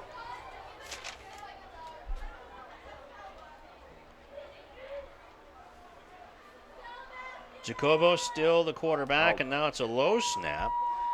Milwaukee almost there with pressure, and the pass intended on the near sideline to Neal. Or actually, is that Mapu? Oh, that was Neal. That was Raja Neely. You're right. I was wrong 3 times. Markel Allen there defending. Nice job by the corner. So now you've got both quarterbacks. Yeah, this is you see them more and more now with both two quarterbacks in the game. Sort of a wildcat, Lou. We've got Mapu as one of the receivers, the slot receiver on the near side. McDaniel gets the handoff. Good defense by the Olympians, but McDaniel still turns the quarter, gets out of bounds with 35 seconds left, and the clock is running. Nice run by McDaniel, smart player. And there you see the difference for the senior running back as he stiff arms one of the defenders, then cuts it inside beautifully, gets a nice block up front by Neely, and then steps out of bounds to finish off a beautiful run. 15 yards and a first down to Gideon. Now Wildcat, looks like. Because that's Paris McDaniel. Well, now it's not. Now see, Jacobo gets back into formation. There's Milwaukee again, but there's a man wide open. Oh! Caught on the sideline by Neal. Inside the 20 at the 15-yard line with 27 seconds left. He didn't get out of bounds. No, he did not. That's why the sophomore might have cost him there. He should have stepped out of bounds, but a beautiful catch nonetheless by Neal and Lionel Smith on the defense. 20 seconds left. I'm sorry, go ahead. No, on the defense. They don't have any timeouts. 20 seconds left. Yeah, they had to kill the clock there with 20.9 seconds.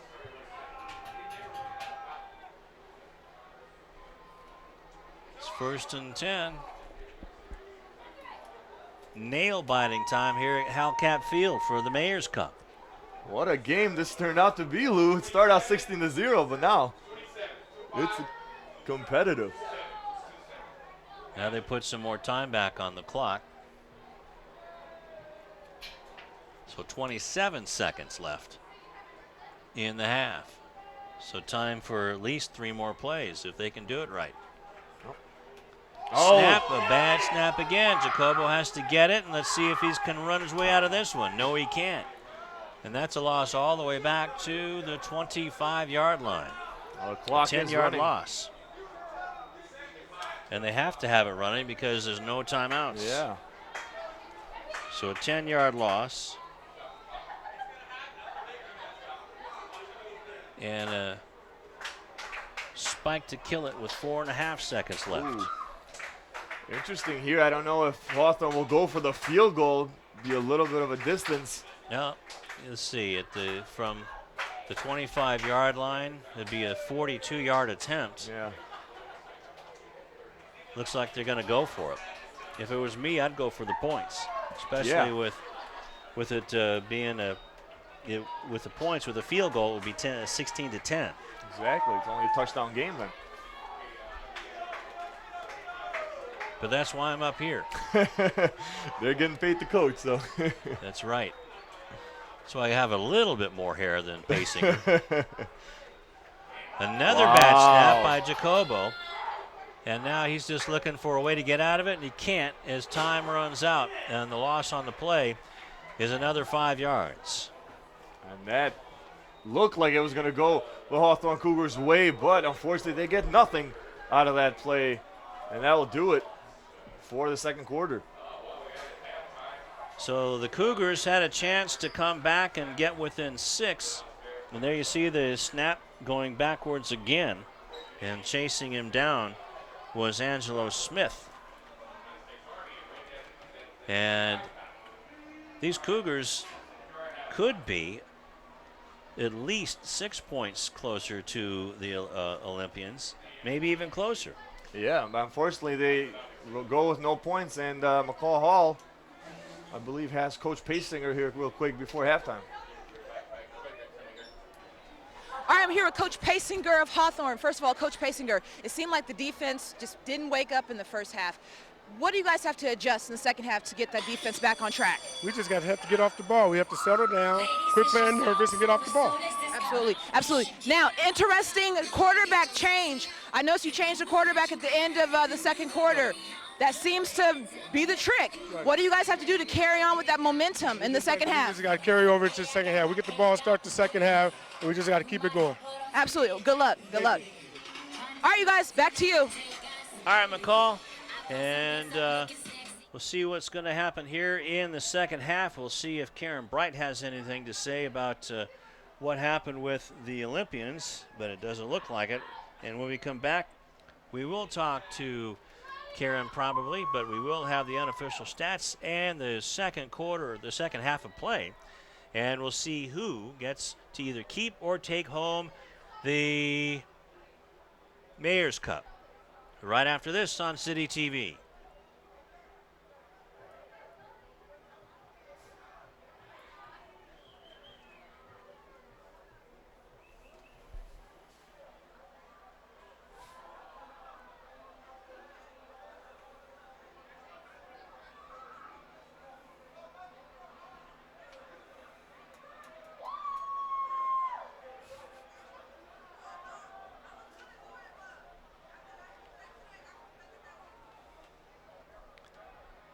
You want to do something over? Or do you want to do something over? All right. I'm going to let my ears heal. I'm going to let my ears heal.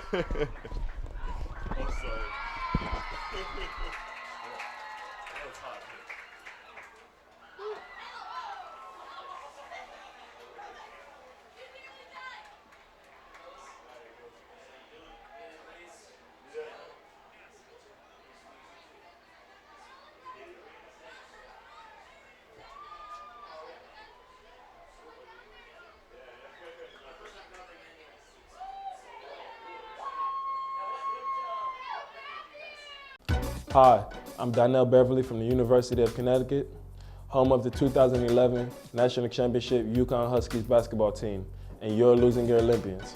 Beverly around the back, follow a jumper. Good, beautiful shot. It wasn't too long ago that I was playing basketball right here. I just want to thank him for having me here. I'm honored to play here. And the Huskies are the top dog in 2011. Winning the NCAA championship has always been a goal of mine, but so is getting a great education that will last me a lifetime. You can achieve your goals too. All you have to do is work hard and dream hard, and you can do anything you put your mind to.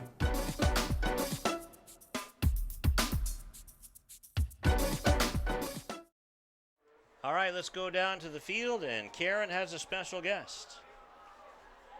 I'm here with the mayor of Lawndale, Robert Miles, and as your first year in mayor, this is your first Mayor's Cup. What do you think so far? You know, this is an exciting game. You know, the Leuzinger came out blazing. You know, they came out with full force. You see, we got on the scoreboard first, but we got a little relaxed a little bit. So coming out of the locker room, this time they're going to have to be a more aggressive, a little more defense. But we got a pretty good talk, you know, by the coach in the locker room. So these guys are pumped up. They know their mistakes, and they're ready to correct those. They're ready to come out and play some hard ball. And when we play our game, we're going to win. And what were the guys like in the locker room at halftime? They came out with such a big lead, and then they kind of let Hawthorne creep back in. What were the guys like? Well, you know, they're learning from their mistakes. You know, the coach is able to refocus them and make sure that they're energized, but at the same time focused and that they play their game and that we play a physical game. That's going to be the key to winning this game, is to play the physical game and just win this thing. So they're very much focused. Okay, and now, of course, the goal of tonight is to bring this bad boy back to Leuzinger. What do you think it's going to take? Absolutely. You know, it's going to take Leuzinger just playing their game. When they play their game instead of, you know, the Cougars' games, they win. We win, and we bring this trophy back home to Lawndale. Thank you. Guys, back to you. All right, thank you very much, Karen. Egidio, your thoughts? Yeah, what an exciting first game, or first half of football. It was all Leuzinger to start the game.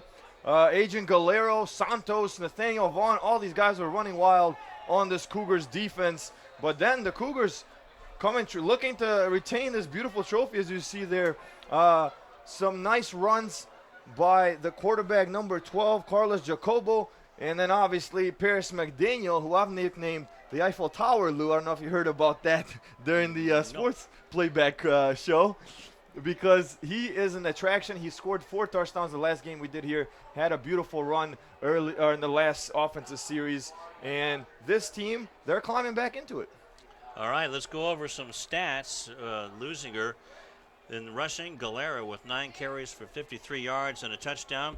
Santos with 3 carries and 24 yards. Miller, 4 carries for 43 yards, and Smith, 2 carries for 11 yards. In the passing department, Santos, 3 out of 10 for 41 yards, a touchdown and an interception.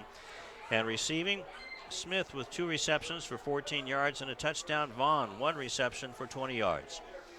Hawthorne, Paris McDaniel, the Eiffel Tower, or he's 11 carries, 89 yards and a touchdown. And Joshua Jacobo had 1 carry for 11 yards. And Carlos Jacobo had 4 carries for 20 yards, as he was mainly going backwards, chasing those bad snaps. But the 1 carry really got them going for that touchdown there. It got them out of a bad situation. In the passing department, Mapu, 1 out of 3 for -1 yard and an interception. Jacobo, 1 out of 2 for 30 yards. Receptions, Neal, 2 for 29 yards, and Delgado, 1 reception for 5 yards. So it should be a very interesting second half to see if the momentum stays with the Cougars or it shifts back to the Olympians. Well, they will get the ball to start the second half here. So this offense that was clicking, it looked like on their last drive, will get another shot to prove that to these fans here tonight. So it'll be Ortiz kicking the ball off for Leuzinger. And Neal will be to the far side to receive the ball. And McDaniel on the near side. Neal was getting stretched out actually during halftime. I saw him on the trainer's table there. Looks to be okay though. Well, on a night like tonight's, you got to watch out and stay hydrated, that's for sure. And let's talk about the penalty department. 5 penalties for Hawthorne for 33 yards and 7 penalties for 50 yards. Or actually, 7 penalties, 33 yards, 7 penalties, 50 yards for Leuzinger. And we're underway in the third quarter. Long kick over the head of McDaniel and into the end zone, and that will be a touchback, so it'll be 1st and 10 for the Cougars at their own 20-yard line. And let's see what this Cougar offense, see if they fixed anything. Definitely bad snaps. You mentioned Lou earlier. Hopefully they had a talk with the center, settled him down a little bit, as they see the cheerleaders doing a great job here tonight. Great atmosphere. The only thing better is homecoming. Exactly. But it is a hot one. It'll wilt you, that's for sure. Oh, yeah.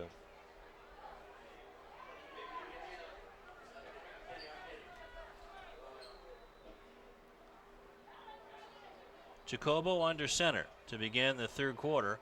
Ball is handed off. McDaniel can't go anywhere, and maybe back to the line of scrimmage, maybe a loss of a yard. Agent Galero doing it on defense as well. He was right there and met McDaniels as soon as he touched the football. Beautiful tackle by Agent Galero. There he is. Great job. Look how low he stays. Every time, even when he runs the football, and now even on tackling, he stays low, gets his pads down there, and great job. One running back against another. Two receivers to the far side. Ball is handed off again as the Cougars trying to establish a running game early on, and was a fumble picked up. McDaniel doesn't have the ball, and they're signaling it. Can't see it, unfortunately, with the reflection. You got a better angle than I do. Yeah, I saw a referee put his hands up to signal a touchdown, and they're celebrating. It looks like it will stand. Let's look at the replay. There's McDaniel. The ball, no, he doesn't have the ball there. Yeah. And that was number 25, Edgar Mijares, with the fumble, recovered and returned for touchdown for Leuzinger. So it's 22-7 in favor of the Olympians. And this crowd just really got quiet. Wow. That deflated everybody. And Ortiz kicks the extra point. That's good. So with 11:15 left to go in the third quarter, it's 23-7. What a momentum shift from Hawthorne, coming with a nice offensive drive to end the second half. And now the second quarter, now to start the second half, Leuzinger gets the football, and not only gets the football, Lou, but gets another touchdown added to their lead. And their offense now will answer. Now they'll get the ball back. Wow. The Cougars will get the ball back now on offense. So Edgar Mijares with a 25-yard, actually a 19-yard fumble return. As there's McDaniel. You see a big hit coming in from the left side. And was that your guy? Yeah. Milwaukee. Right there. Milwaukee. And then picking it up was Mijares, and he scampered in. So I have a feeling that our old buddy Samsoni Milwaukee had some something to do with that. He was in on that. He's been all over the football tonight. So 23-7. And Ortiz will do it again. Neal to the far side, McDaniel to the near side. Set to return the ball, and Ortiz this time kicks it towards Neal. At the goal line, actually inside, actually about the 4-yard line. Neal still with it, now being held up. Somebody had him by the shoestring, and he just got piled on. There you see him on the bottom of the pile, still trying to get out. And I don't know if I would have fielded that one, Lou. You said he was at about the 4-yard line. He was deep back there. I would have just let it roll into the end zone and got started at the 20-yard line. So a 6-yard return. It'll be 1st and 10 at the 10-yard line.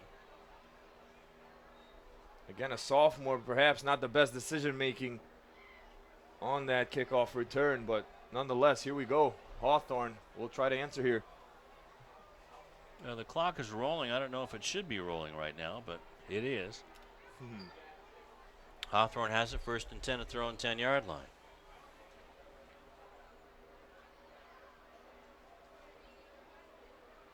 Jacobo hands it off. Trying to go around the right side, and the Olympian defense is just fired up. Nothing doing. Semsi Milwaukee, one of the other Milwaukee brothers there, number 50 on the tackle.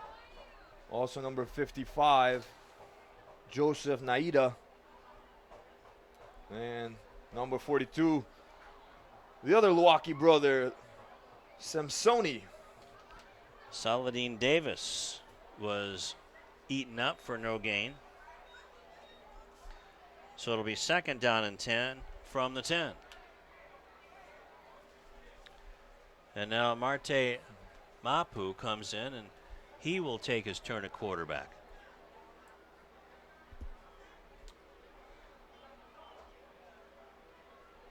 So Coach Pasinger looking for something to click.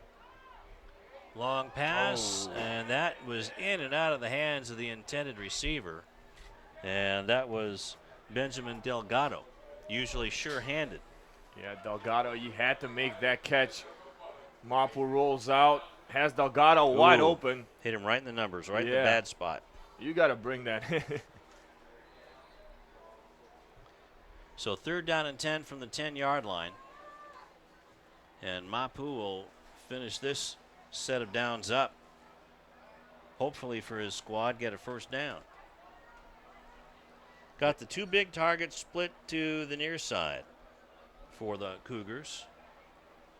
Well, actually, they're all big, all 3 of the receivers. Yeah, they got size on this team for sure. And Jacobo just can't get anything going. The secondary covering the Cougars like a blanket. The defensive line getting all over Mapu.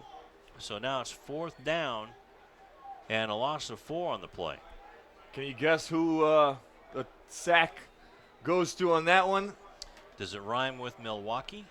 You're right. Number 42, Samsoni Luwaki, coming in, and like we mentioned, he's been all over that football, all over the quarterback tonight. Great game by him so far. So the Olympians should get the ball back. Some great field position as Vaughn comes back. He gets a Hawthorne bounce, but still it's going to be terrific position. And that did touch a Leuzinger player, Lou, I believe. It hit one of the helmets. Well, if it did, it should be Cougar ball, but a little bit. Official David Batnach says, it's Olympian ball right at midfield. Yeah. I guess they have a better view than us. Let's go down to McCall Hall. All right, real quick update. We've got our wide receiver / quarterback, Carlos Jacobo. He had a helmet to knee hit. It's a little bit sore. They're not sure if he's going to go back in, but he's trying to work his way back out there. They're going to ice him up and see how he feels. But Carlos Jacobo is currently sidelined with a helmet to knee hit. Back to you guys. Jordan France with a big spinning tackle on Galera, and only a yard gain on that one. WWE style there by Francis, came in, almost body slammed Galero. That was the old monkey flip. The Cougrettes. That's what they call them? I don't know. Now they do. 4 receivers in the pattern, but the ball is handed off right up the middle to Galera. Battles his way to the 45-yard line of Hawthorne, where it'll be 3rd down and 5. Haro on the tackle, and you mentioned Leuzinger was kind of going away from their run game to end the second quarter. They're going back to it. As you see, Galera with another carry. Back-to-back carries for Galero. Nice run up the middle. So that's the 11th carry of the game for Galera.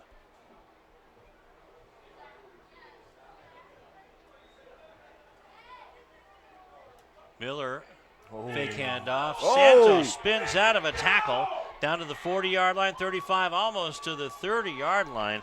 And oh my goodness, the solid high is going to see that one in his sleep. What a beautiful play by Santos. Had everybody fooled. Kept it himself, even the camera there. And then you see Santos grabs a nice block by Nathaniel Vaughn. There you see him on the right side of your screen. And a 1st down and a whole lot more. Well, let's take some of that back again. There was a holding call on the play. Wow. So a beautiful run by Santos is going to come back all the way to the 30-yard line. So that would have been a 15-yard gain. And we're going to turn that into a 10-yard loss from the point of the hold at the 40. Okay, so it was 10 yards from the point of the foul. So about the 37-yard line. So now it goes back to the 47-yard line, and it'll be 3rd down and 8. It's a manageable 3rd down for Leuzinger. Let's see what kind of option they go with. Santos wanted to throw the ball, but here comes the blitz, and sacked way back into Leuzinger territory. And what a play by Angel Haro. Angel Haro right in the face of Santos. He wasn't going to let him go. He said, no, you're coming down with me. We're going to see how this ground feels like. And that's a big sack for Hawthorne. So we're going to call that a 10-yard loss. Yeah. That was huge for the Cougars defense. Oh, absolutely. That's their biggest defensive play of the night. All the way back to the 43-yard line of Leuzinger, where it's going to be 4th down and 17, but Ortiz is going to kick it away. And looked like the Cougars were going for the block, but now it's picked up at about the 30-yard line, still on his feet, and finally tackled at the 40-yard line. Some nice moves there by Paris McDaniel. And there you see, takes a football, goes left and goes up the middle, and gets brought back down by a whole lot of blue jerseys. So 5:34 left in the 3rd quarter. And it's 1st and 10 at the 41-yard line of Hawthorne. This is one of their best field positions of the game. Interesting to see what Coach Pasinger brings out of this huddle to answer here. Now down 23-7. Yeah, this is the best field position for Hawthorne tonight.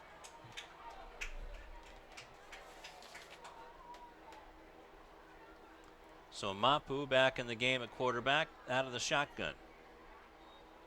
Wide receiver screen, and that was really smelled out by Danielle Olaweb. Yeah, McDaniel, the intended receiver there, tried to go quick to him. And a no-go. Obviously, he's the guy this offense is built around, is number 5.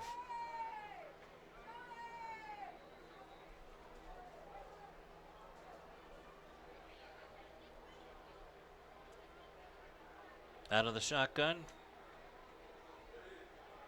Has a man open. It's caught at the 48-yard line.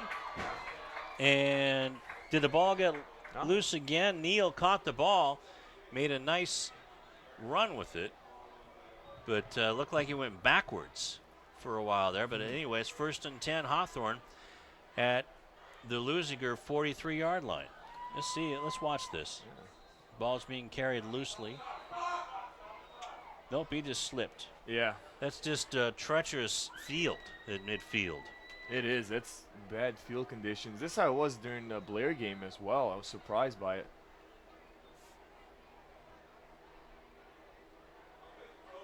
Back to pass and almost lost the ball, as this is Jacobo throwing the ball inside the 30-yard line to Mapu to the 26-yard line. And great fake out there by the Cougars. They fake the screen pass, and then they have Mapu wide open up the middle. Beautiful catch. And tackled by number 10, Andrew Harvey. Trying to strip the ball from Mapu, but no go.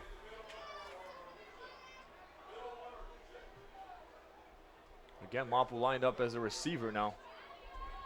So a 23-yard play as Jacobo throws it across the middle, and that's to Mapu again. So now the Cougar offense is starting to click here, Gideon. Yeah, and they're doing it through the air here. That's 2 consecutive completions from 12 to number 10. That connection is working. So 5 yards on that catch, and it's going to be 2nd down and 5. 3 receivers to the far side. Jacobo going to the lone receiver on the left side, and that looks like it was intercepted in the end zone, and it is. Yeah.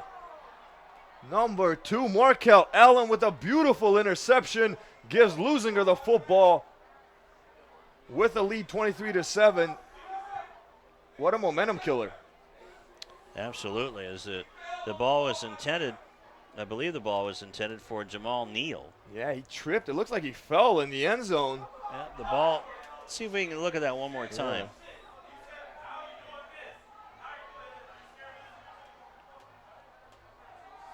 And you see Neal. Yeah, he tripped and fell. And that's too bad because the ball appeared to be there. Well, they were driving nicely. It was their best drive of the night, Gideon. And that's just too bad now. 3:50 left to go in the third quarter. Santos hands the ball off, and there goes Miller. Miller all the way down to the 50-yard line inside of Cougar territory to the 46-yard line, 47-yard line of Hawthorne. Lorenzo Williams finally brings down Miller, but not after a huge run. There you see it goes left. Neely chasing him as well. Jukes out Neely, and then finally Williams with a tackle saves the touchdown there. So that was a 33-yard run. I was going to say, this defense needs to come up with a huge stop, and that's not how you do it right there. So that offensive line springing the running backs again as Santos keeps the ball. No gain. That's a flip over to Smith. Lionel Smith, Waterbugs. He's wide open, and he'll go all the way into the end zone. Touchdown, Leuzinger. Are there any flags? I don't see any. It's clean. The 5'6" Lionel Smith. Did you see that pitch or lateral? Wow. What a touchdown run by Smith. There's a 47-yard play. Now watch the smart heads-up play. It's a shovel pass. And then Smith just found a hole and went through it. But hang on. Yeah. That might have been a forward pass, a lateral. An illegal forward pass. Yeah, the referees. Yeah, I was watching the referees. I wasn't getting too excited because the referees are having a little meeting there. There you see them on the middle of your screen. And this could be brought back. Well, the sticks haven't moved. The players are back on their respective sides of the ball. What a lucky break it would be for Hawthorne if this doesn't count. And it may have been that not only was it, well, we'll see what the call is. Yeah. Well, they're going to pick up the flag. Touchdown. All right. All right, let's take a look at that again, Tom Strickfaden, and see what we can get here. Somehow Santos got rid of the ball, gave it to Lionel Smith. Now, if we have a sideline view of that, as Lionel Smith scampers to the end zone, it's a 47-yard play no matter how you splice it. Beautiful heads up. Beautiful heads up play by Santos. He's just improving game after game. Okay, there's the toss. Snap back, ball down, kick is up, and some confusion again. A flag. Yep, this goes against Hawthorne. Another penalty, another encroachment penalty.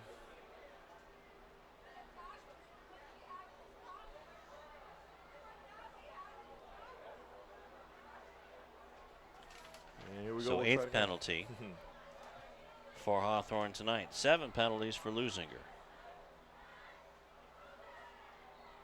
And that one is good. So with 3:03 left to go in the third quarter, it's 30-7 in favor of Hawthorne. Now hang on a second. If you want to do it here, why don't I'm going to go. You take this for a second. I got to go ask a question. Okay. As Lou will be joining us in just a minute here. 30-7, beautiful. Again, beautiful play, heads-up play by Santos. Here we go, get another look at it. Santos fakes to Lionel Smith, keeps it himself. Haro there and a bunch of other Cougar defenders. And there you see the heads-up play to Lionel Smith. He's only 5'6". He's small. He's quick, and there you see agile, goes right, goes left, and then all the way to the end zone untouched for another strike by the Olympians, and they're just turning this momentum right back to them.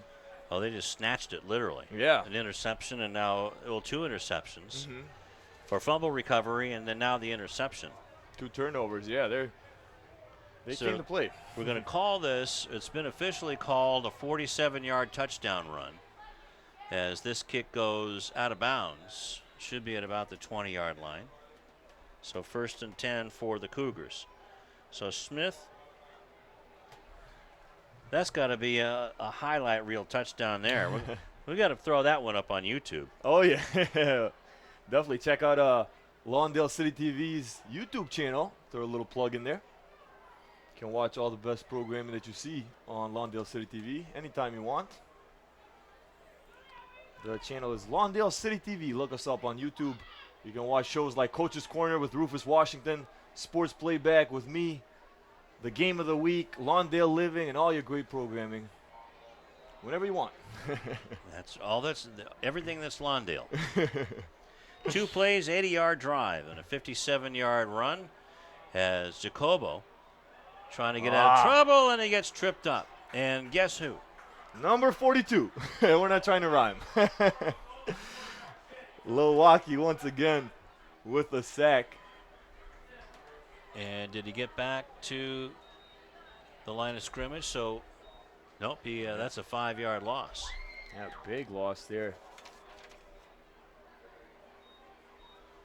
So Jacobo is bringing he's not totally responsible, but he only has 1 positive run. So it'll be 2nd down and 15.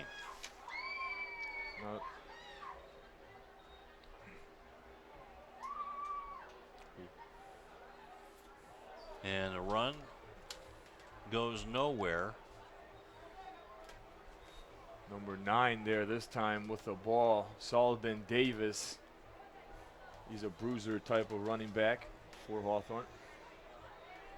So no gain for Davis. He's getting bruised up. No yards on 2 carries. So big 3rd down play. Here's a timeout. And a timeout.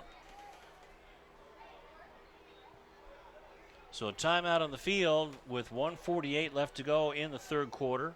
First timeout taken by the Cougars.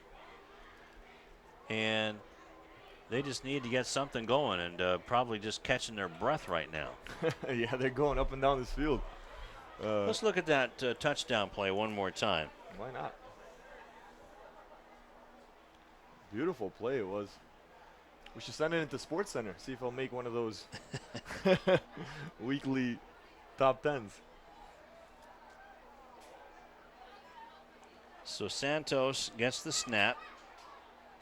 Fake handoff and a good play, good defensive play to wrap up Santos, but then somehow he wiggled out of it and got rid of the ball to Smith, who was Johnny on the spot, and then took off.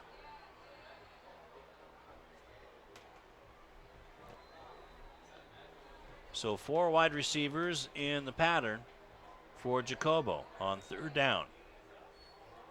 Pump fake, a man wide open on the side, but then gets it underneath to Davis. Davis to the 40. Davis gets away from another tackler, has a blocker in front of him. It's Neal, and gets caught from behind at the 30-yard line.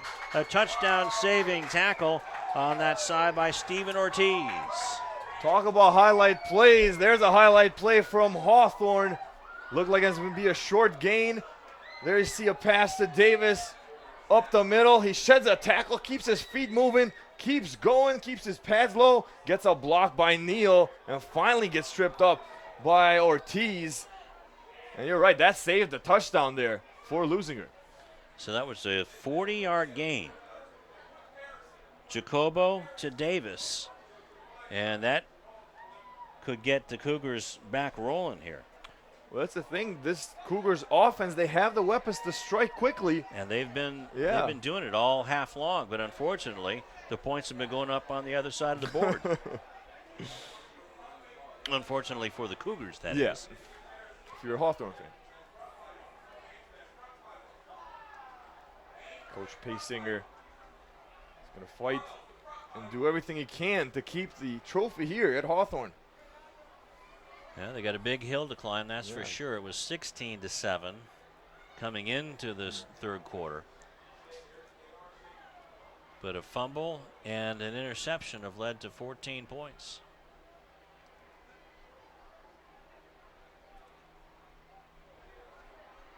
Four receivers, two on either side for Jacobo. The officials are set, and so are both teams. Plenty of time for Jacobo.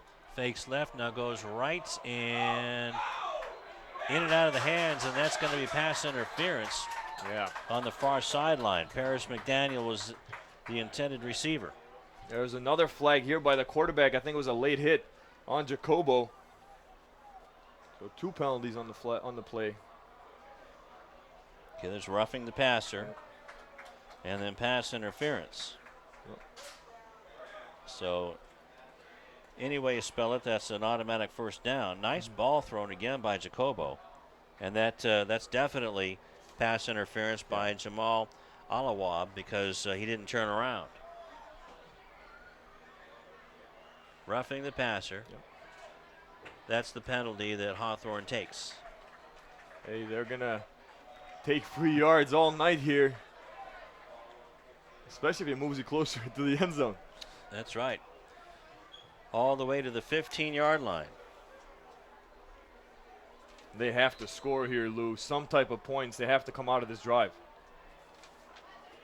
Jacobo hands the ball off, or no, it goes right into the hands of the Leuzinger defender. That bad handoff goes right to J.J. Liava. So another turnover inside the red zone by the Cougars.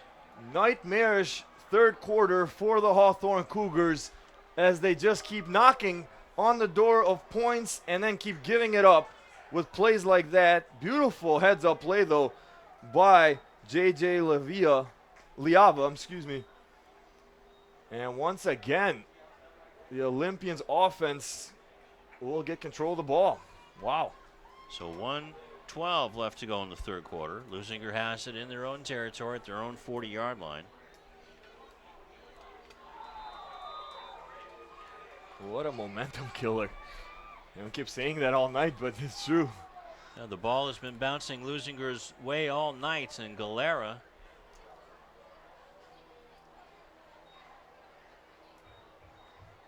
well, that's Smith with the ball.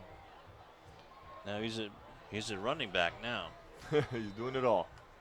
The little water bug gets about a yard. Jordan France on the tackle there. He took out some frustrations as he slammed Smith once again on the ground. You can't blame him. So it'll be 2nd down and 9 for the Olympians. Hawthorne has been running up and down the field all half long.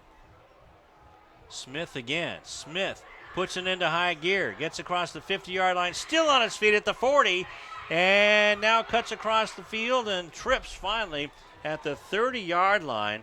Lionel Smith just burning up what's left of this turf at Howcat Field. Lionel Smith, I think we should call him Mighty Mouse because he is going and no one can touch him. Finally, Jalen Morgan pushes him down and perhaps saves another touchdown off the board for Leuzinger. So 28-yard gain and a first down for Lionel Smith.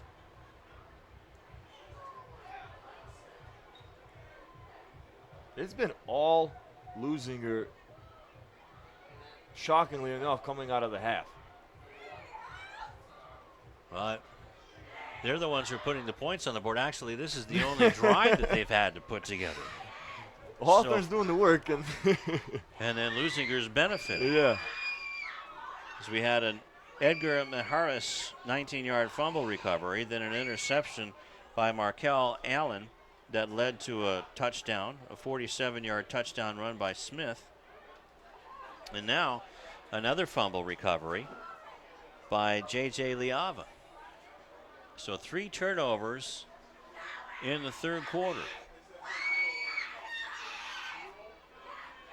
And the Cougars just trying to catch their breath on defense. Yeah, Coach Porter said he wanted his defense to be more aggressive here tonight, and they've done just that. They've answered. The only time that the Olympians have really had the ball for a significant time, they had in a drive 1, 2, 3, 4, 5 plays and then punted the ball away.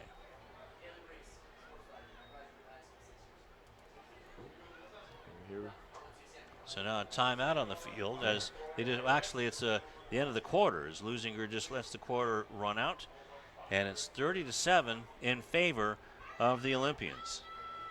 And what a turn of events! It was 16-7 at the half, and then, like you mentioned, Lou, Hawthorne doing all the work, but then this Leuzinger defense coming up with a huge turnover and getting points on their side, and they lead big now, 30-7.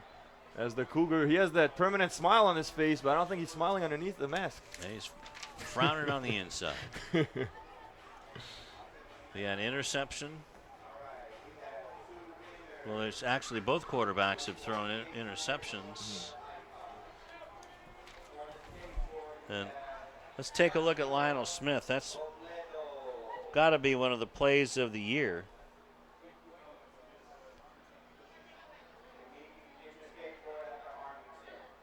This is that second.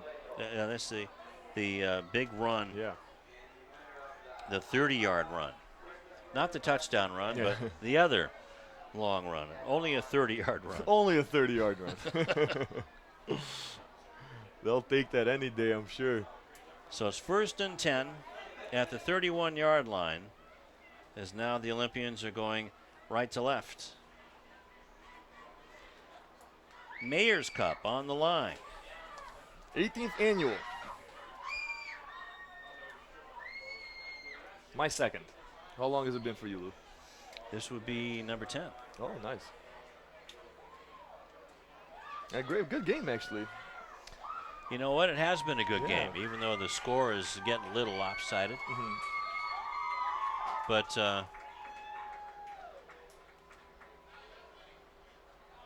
now you can see probably what happened against Golden Valley with Hawthorne. Everything that has gone wrong, or could go wrong, has gone wrong. Santos hands it off to Smith, and Smith trying to scamper his way underneath. And just a rugby pile at about the 26-yard line. So still a 5-yard game for Lionel. And not a bad run there by Lionel Smith. Elusive, the junior player is. He'll be back for another year. As looks like Angel Haro, I believe, was the first one to grab hold of him, and then a bunch of other red jerseys came to help. Now I know Tom Strickfaden will remember this, but there was another diminutive Olympian running back. I believe his first name was Mark, and he ended up going to West Virginia. Mark Rogers. Ended up going to West Virginia, ended up somewhere on the West Coast as Smith trying to get away now and really gets brought down hard. Yeah, Lorenzo Williams. So 1-yard loss. Actually a 1-yard gain, excuse me. Yeah. Williams with an angry tackle there. Spun Smith around and brought him down.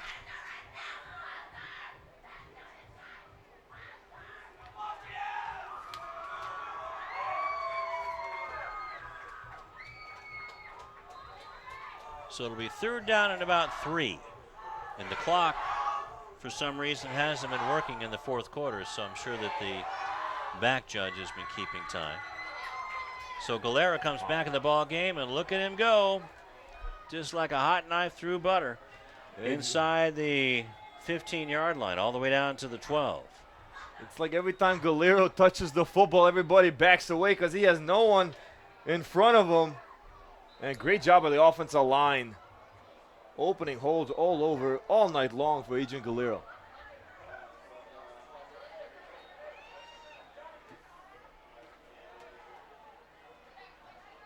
Santos now under center in the eye, so it looks like the Olympians are going to run the ball. Galera with it, following the right guard in the center.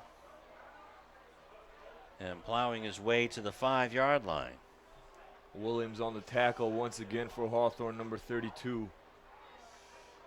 But not after a nice game by Adrian Galera, who already has a rushing touchdown tonight.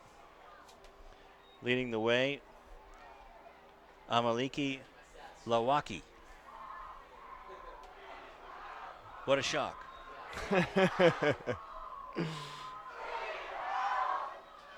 Huge improvement, though, by Leuzinger from the first game to this game. I'm very, very impressed. They are firing on all cylinders tonight, and this is a pretty good Hawthorne team, Yeah. too, as that ball goes near the end zone. And is it in the end zone? It looks like it's right at the goal line. Yeah, and Galera once again with the handoff, a nice run. Pushes his blockers in front of him and then just follows them. And gets taken down there. Alligator tackle, or gator tackle they call it. Is that like butterfly kisses? When you grab the ankle and try to roll. Oh, okay. When you can't bring the guy down. So it's 1st and goal at the 4-yard line, they're going to call it. Or was it a touchdown? I didn't see anybody raise their hands. Did you? Did you see them raise their arms?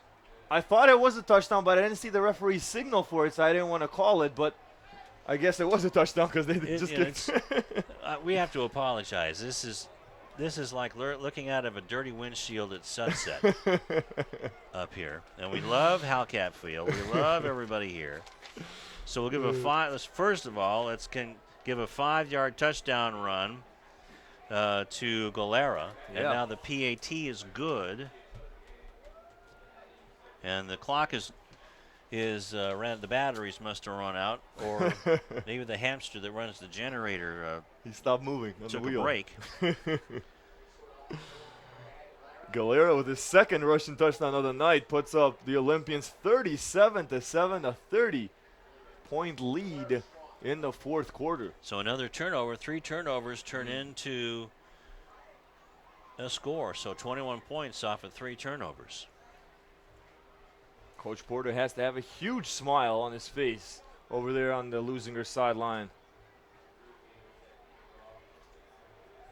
And I can't blame him. I would be too if I was coaching this team. Absolutely. So a 7-play drive. And that covered 40 yards. Oh. And they're trying to pick up the ball. Finally, it's picked up. Wow. And look out as Jaleel Enriquez got swapped at the 15-yard line. He tried to do something there. You see, election number 83 mishandled first, James Whittingham, and then number 4, Jaleel Enriquez, picked it up and just got, like you said, swatted like a fly.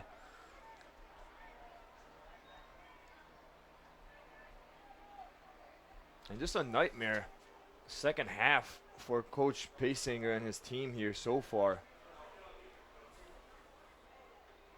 So it'll be 1st and 10 at the 14-yard line.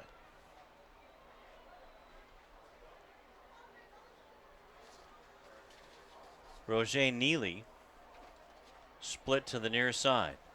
Jacobo has Davis to his left at running back. And look out. 2 tackles missed, but not the 3rd one, as Jacobo is going to get sacked inside the 10-yard line, back to about the 8. Yeah, the Samoan machine, Samsoni Luwaki, is going to come to finish this play off.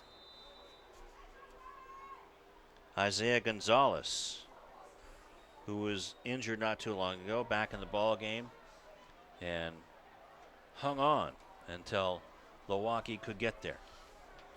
So a loss on the play of 6 yards.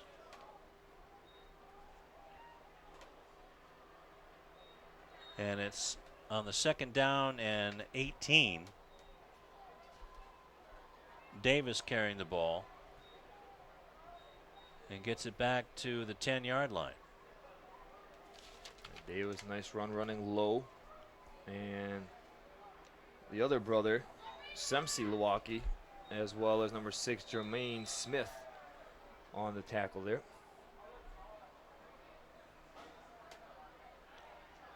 And what a turn of events for Hawthorne. A 30-point bulge. 37-7 the score, and a real shocker. Across the middle is caught by Neely. Neely trying to get towards the first down marker, just misses. Isaiah Gonzalez brings Neely down. And they're going, well, it's 4th down. They're going to go for it here. 4th and about 2 or 3 yards. Yeah, we'll call it a long 2, 3. 11 yards on the gain. But Hawthorne certainly hasn't thrown in the towel, that's for sure. No. Another high snap. Neely open again, Oh. but decides to go over the middle where it was crowded with navy blue shirts. What a tight spiral. Intended for Neely. And just incomplete. That's going to turn the ball over. There's Jacob. Beautiful spiral.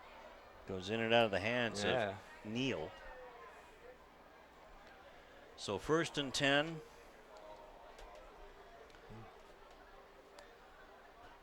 It's a turnover on downs. We don't know how much time there's left in the ball game, but we know it's in the 4th quarter. I'd say we got about halfway through. Yeah. It's 30 points. Is it a running clock now or not? It's if you're up by 35 or more. 35, okay. After the 3rd quarter is the official rule. So, well, obviously we're past that. I'm used to a lot of these running clock games in El Segundo. Okay then. So the ball's at about the 22-yard line, and let's see what's going on down in that pile.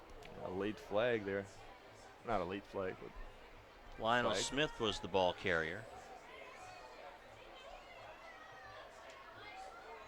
Well, he can sure find the hole. Oh, yeah.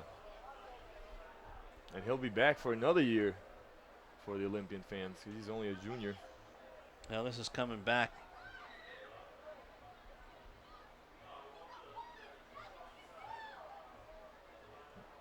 Yeah, that's a holding play on Leuzinger.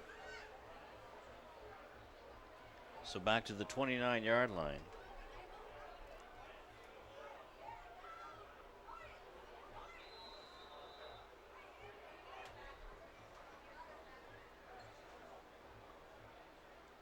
New look for Leuzinger. Brand new jersey sponsored by Nike. New helmets. This was Coach Porter's thing. He wanted to get new look since he's starting fresh this year. He wanted to start from scratch. Yeah, have kind of the wind blowing the torch. Yeah. And Smith being torched, but still trying to get through, and is tackled at about the 36-yard line. There's Delgado, and then Lorenzo Williams was the other guy that kept Smith down. So a 7-yard loss, and it's 2nd down and a whole lot. Angel Haro as well had some hands on him. And then finally, 32 pulls him back. Suplexes him back, it looked like. So we're going to call that 2nd and 30. Yeah, that's...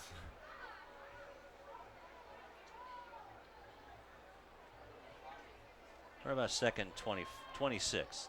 We'll call it.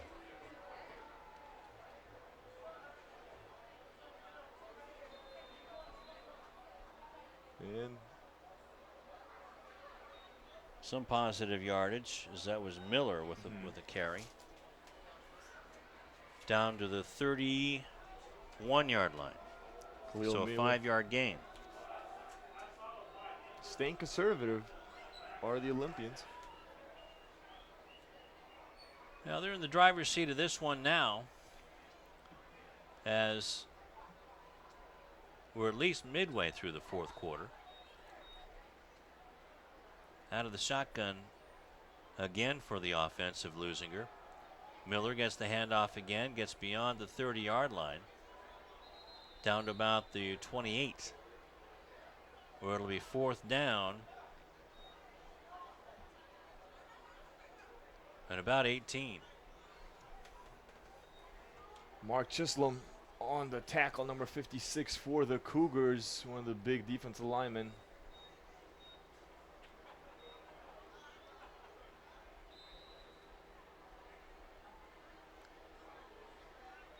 And let's go down, and we have an interview with McCall Hall.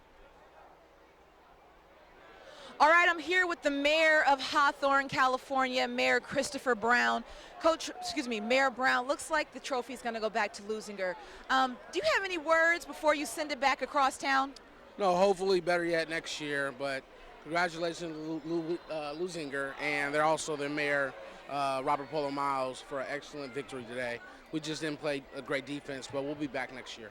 I'm sure they will. Once again, this is the mayor of Hawthorne, California, Mayor Christopher Brown. Unfortunately, he has to send the Mayor's Cup back to Leuzinger. Back to you guys. All right, thank you very much, McCall. Mayor Brown was happy and optimistic before the game started. You can see the frown a little bit on his face now.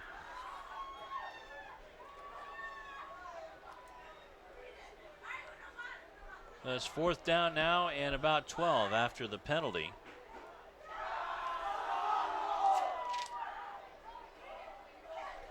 Ninth penalty of the night for Hawthorne. And Ortiz is going to try a 40-yard field goal from the right hash mark. Might as well see how far you can get it. It's a line drive. It's long enough. And is it good? Yes, it is. Wow. Ortiz with a beautiful kick adds 3 more points to the score. But hold on a minute. He's down. Maybe Ortiz slipped. Yeah. Let's hope he's okay. That's a slippery field down there anyway. Uh-oh. They're going to help him. Let's hope it's not. Let's watch this here.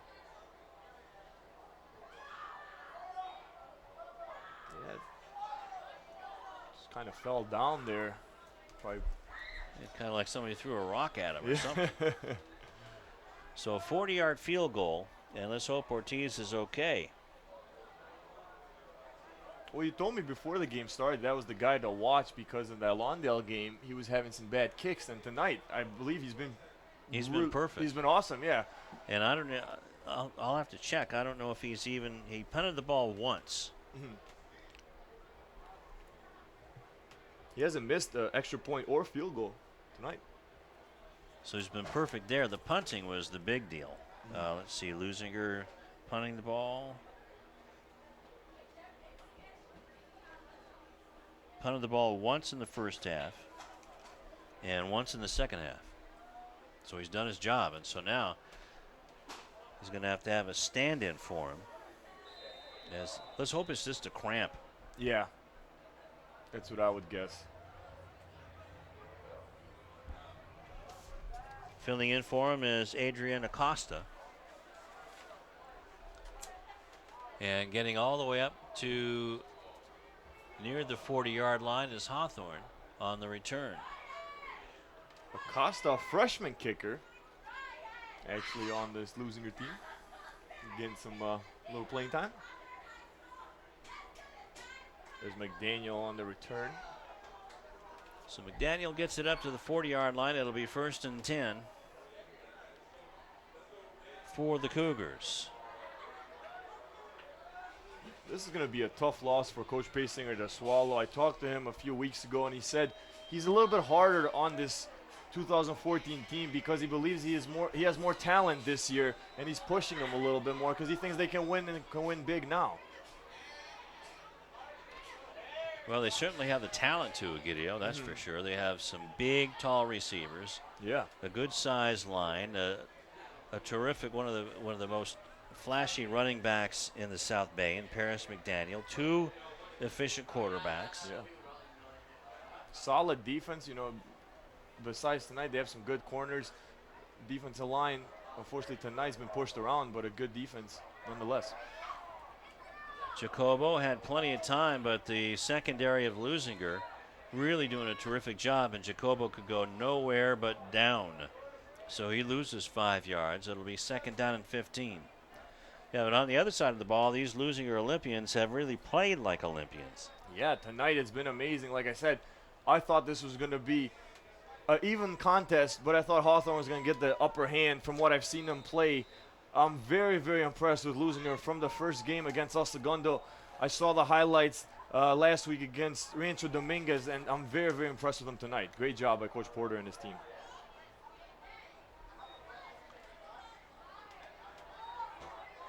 Davis with the ball, trying to get some yards back, but the Olympian defense is not giving anything to these Cougars now with a 40-7 lead. And Leuzinger looks like they're heading to their third win of the year. They're 2-38 in their last 40 games, and Coach Porter is turning things around pretty quickly. He certainly has. From the Lawndale game to tonight, they've really made huge strides. So on a third down run, not a whole lot going on there for the Cougars either. They can't go up the middle. They don't see that like they can sweep. As Paris McDaniel just really had nowhere to go. Jermaine Smith grabs the ankle, kind of slows him down, and then the rest of the navy blue jerseys help out. McDaniel has had 2 rushes in the second half for -1 yard. And actually, the Daily Breeze selected Hawthorne as the dark horse in their Ocean League this year. They still have a chance at that to make some noise. McDaniel gets tripped up. And I believe that was by Suliasi Fakava. So they turned the ball over on downs after a loss of 1 yard. Yeah, there's a trip by Fakava, and he actually stood up and gave himself a round of applause. He was happy with his performance. And why not? Well, this whole team should be happy with their performance tonight because they're doing a great job combined. Special teams, offense, and defense. Great job by everybody. So the ball's been stuck at the 40-yard line. And Leuzinger will get their shot going the other way. Hawthorne has a tough matchup next week. They start league play against Santa Monica. That's going to be a good game. Yeah, they really have to get up for that one.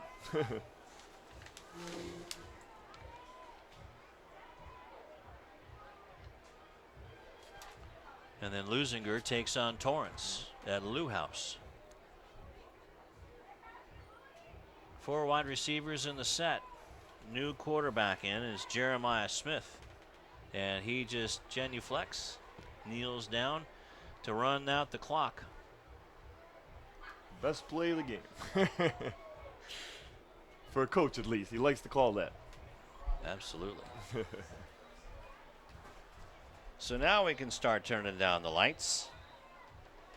The party's over for Hawthorne. They have to give that Mayor's Cup back to Leuzinger, and that is the ball game, says referee David Batnach, as the Leuzinger Olympians get the Mayor's Cup back 40-7 over the Hawthorne Cougars.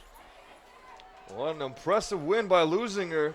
They were focused tonight to get their hands on that trophy, and they did just that. It was close at halftime, 16-7. They were only leading, but in the second half, they ran away with it. And much so that Paris McDaniel was shut down to -1 yard on 3 carries in the second half after he was the leading ground gainer with 89 yards and 11 carries and a touchdown in the first half. So Leuzinger completely shut him down. As a matter of fact, the first drive was a 19-yard fumble recovery and a touchdown right off the bat as Hawthorne was moving the ball pretty well. So and then there was an interception by Allen, and that was turned into a 47-yard touchdown run by Smith on that crazy play where Santos seemed to be caught at the line of scrimmage, and then somehow the ball got free, and he pitched it to Lionel Smith, who outran everybody into the end zone. And then another interception in the end zone by Leuzinger, and that was turned into 7 points, or fumble recovery, excuse me. That was by number 44, J.J. Liava, and that was turned into 7 more points. So 21 points off of turnovers for Leuzinger Olympians in the second half, and that really spelled victory for the Olympians tonight, 40-7. The Olympians improved to 3-2 on the year, and the Cougars down to 2-3 on the year. And that's huge. This is a team that won only 2 games in the last 2 years, and they've already have 3 wins this far in the season. And just before they start league play next week, Coach Porter has to be happy. Of course, they're going to bring the trophy home, and they're excited over there on the Leuzinger side as heads down on the Hawthorne side. And we see, I believe we see both Mayors down at around the 40-yard line. And now we're just getting ready to try to get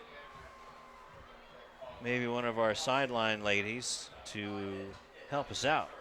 Well, there's a bet, I believe, going that the Leuzinger Mayor has to wear the opposite jersey. So I believe he's going to put it on camera here for us.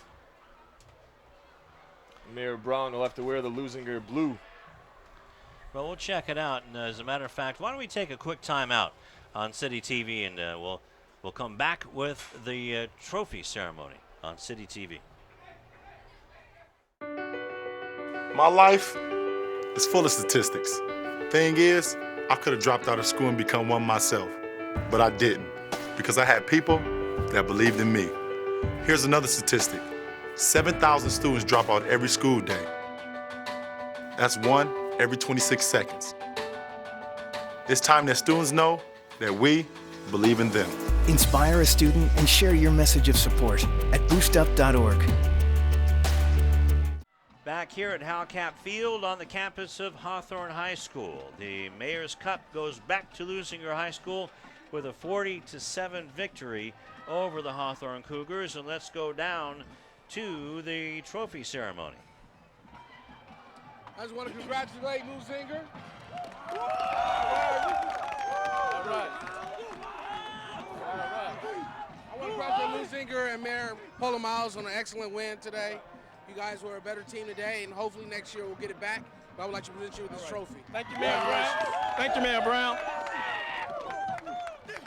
Whose house? No house. Whose house? No house. Whose house? No house. Whose house? No house. Whose house? No house. Hey, congratulations, fellas. All right, we did it. Now Mayor Brown's getting the heck out of there. They're gonna pick up the mayor up, give him a ride here. It's a good thing they didn't have to pick up Mayor Brown. No, I'm just kidding. I'm just kidding. I'm just kidding. There's the trophy. Beautiful celebration by Leuzinger. So good to see them winning and turning things around so quickly here this year. All right, sir. It would have been good to see Hawthorne win it as well. That's for sure. Definitely. As the two new mayors, now they are well entrenched with this. It was really a good ball game. Yeah. Even though towards the end there, it wound down in a hurry, but it was a good ball game. Like you said, it was 16-7 at the half, and if it wasn't for those 3 turnovers, who knows what could have happened. And it would have gone right down to the wire. But instead, Leuzinger runs away with this Mayor's Cup, 40-7, and that's a lot of momentum. And now the Cougars have to lick their wounds and figure out what they're going to do to get off on good footing in their league opener against Santa Monica, and in their new league, no less. Yeah. And they have a tough remaining schedule. They have Santa Monica. Actually, I'm sorry, Hawthorne stays in the Ocean League. Yeah. So it's going to be a tough week for the Cougars to try to figure everything out. But actually, the only thing they need to figure out is how to keep the ball in their own hands. The penalties, yeah, okay. They did have some penalties tonight. They had 9 penalties for 40 yards. Most of those early on were offside or encroachment penalties. There was only one personal foul penalty. All the other ones were for offside or for illegal procedure. Other than that, there was only one personal foul penalty. And the Leuzinger Olympian defense, you got to tip their hat to them, Egidio, because they really were just wild dogs on the defensive line and just plow horses on the offensive side, opening up holes for Adrian Galera. And Galera really put on a show tonight. 14 carries and 82 yards and 2 touchdowns by my count. Yeah, so many stars, so many people stepped up for both Leuzinger and Hawthorne tonight, mostly for Leuzinger, for the Olympians. This defense, like you said, a pack of dogs, like sharks. They smelled blood, they didn't let go, they just pounded and attacked until they ended up with a 40-7 victory and brought back the trophy to Lou House and leave here with a smile on their face. So. And Lionel Smith, you can't discount that young man, as he just ran roughshod all over everybody with that 47-yard electric touchdown and then that 28-yard run as well after that. And I do believe that we're going to go down and talk with Karen and Lionel Smith and Coach Porter. And whenever they're ready, let us know.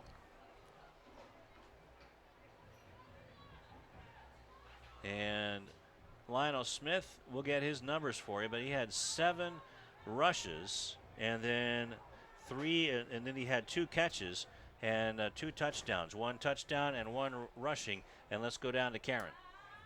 Here with the player of the game, Lionel Smith.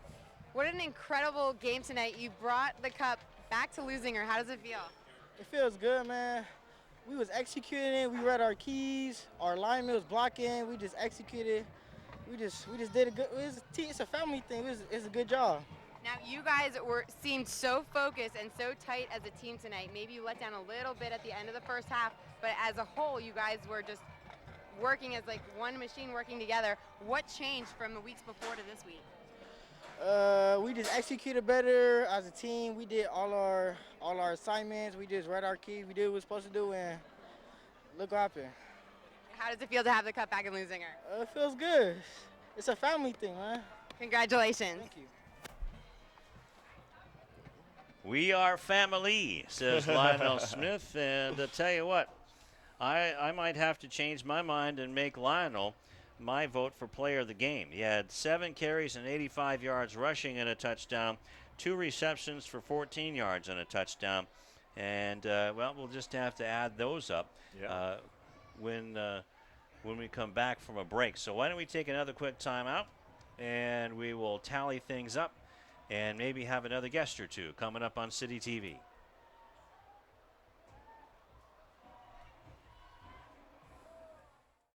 Hi, I'm Donnell Beverly from the University of Connecticut, home of the 2011 National Championship UConn Huskies basketball team, and your Leuzinger Olympians.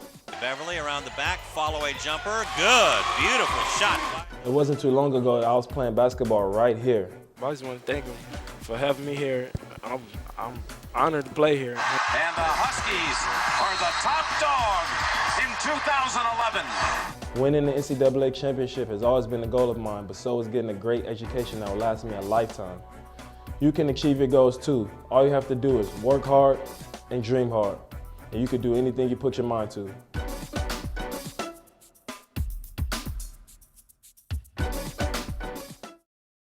Back here at Howcap Field, 40-7, Leuzinger over Hawthorne, and the winning coach is going to be coming up in just a moment, and we'll also have the player of the game and the tip of the hat as well. And let's go down to the field. Hi guys, okay, we're here with the winning coach. It's your first cup. You bring home the win. How does it feel? Awesome. I'm excited for our kids. I'm excited for our school. I'm excited for our mayor. Our kids were really excited to play in this game tonight. And things didn't go perfect the whole game, but I thought we played with a lot of energy and enthusiasm, and we played much better in the second half than we did in the first half, especially on the defensive side. I'm proud of our effort. Now, I got to hang out with the mayor a little bit on the sidelines, and I saw how involved he was throughout the week, leading up, throughout the game. How does it feel to have so much support? Awesome. You can't do it without it. He came out to practice Tuesday and gave a very inspiring speech to our kids. He came over to me before the game and said hello. We're having fun at Leuzinger right now, and we just hope that we can continue the momentum and try to get better each week.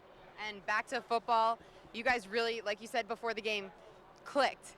This was a different team than we've seen. What changed, and what are you most proud of?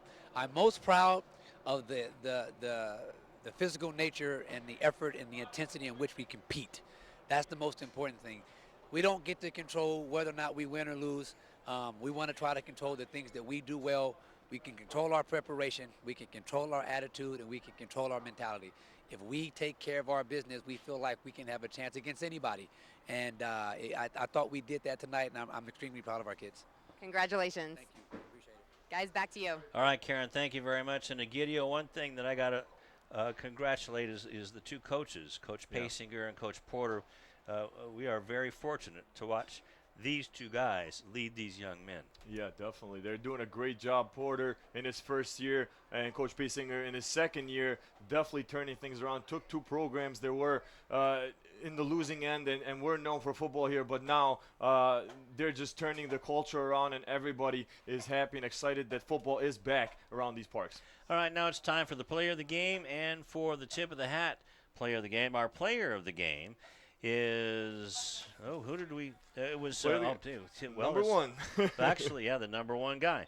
It's number one, Lionel Smith, the receiver running back for the Leuzinger Olympians, and Lionel did it both sides, running and receiving. Had 7 carries and 85 yards, and actually had 5 carries for 74 yards in the second half. Also a touchdown, the 47-yard touchdown.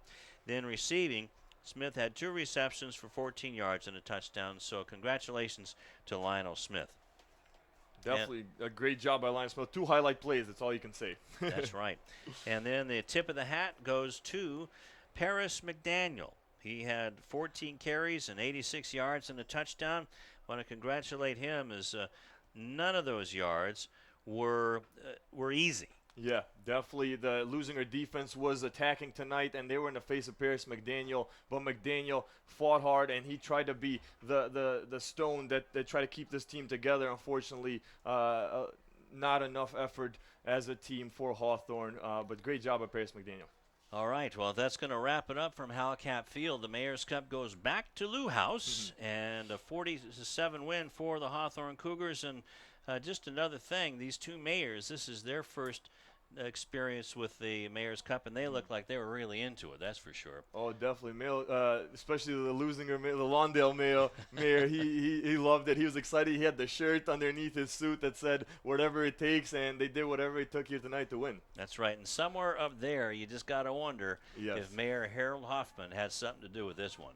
That's for sure. It's the first one in, 18 years, 17 years that he has not been here for a Mayor's Cup. And, congratulations again to the Leuzinger Olympians and their win for the Mayor's Cup.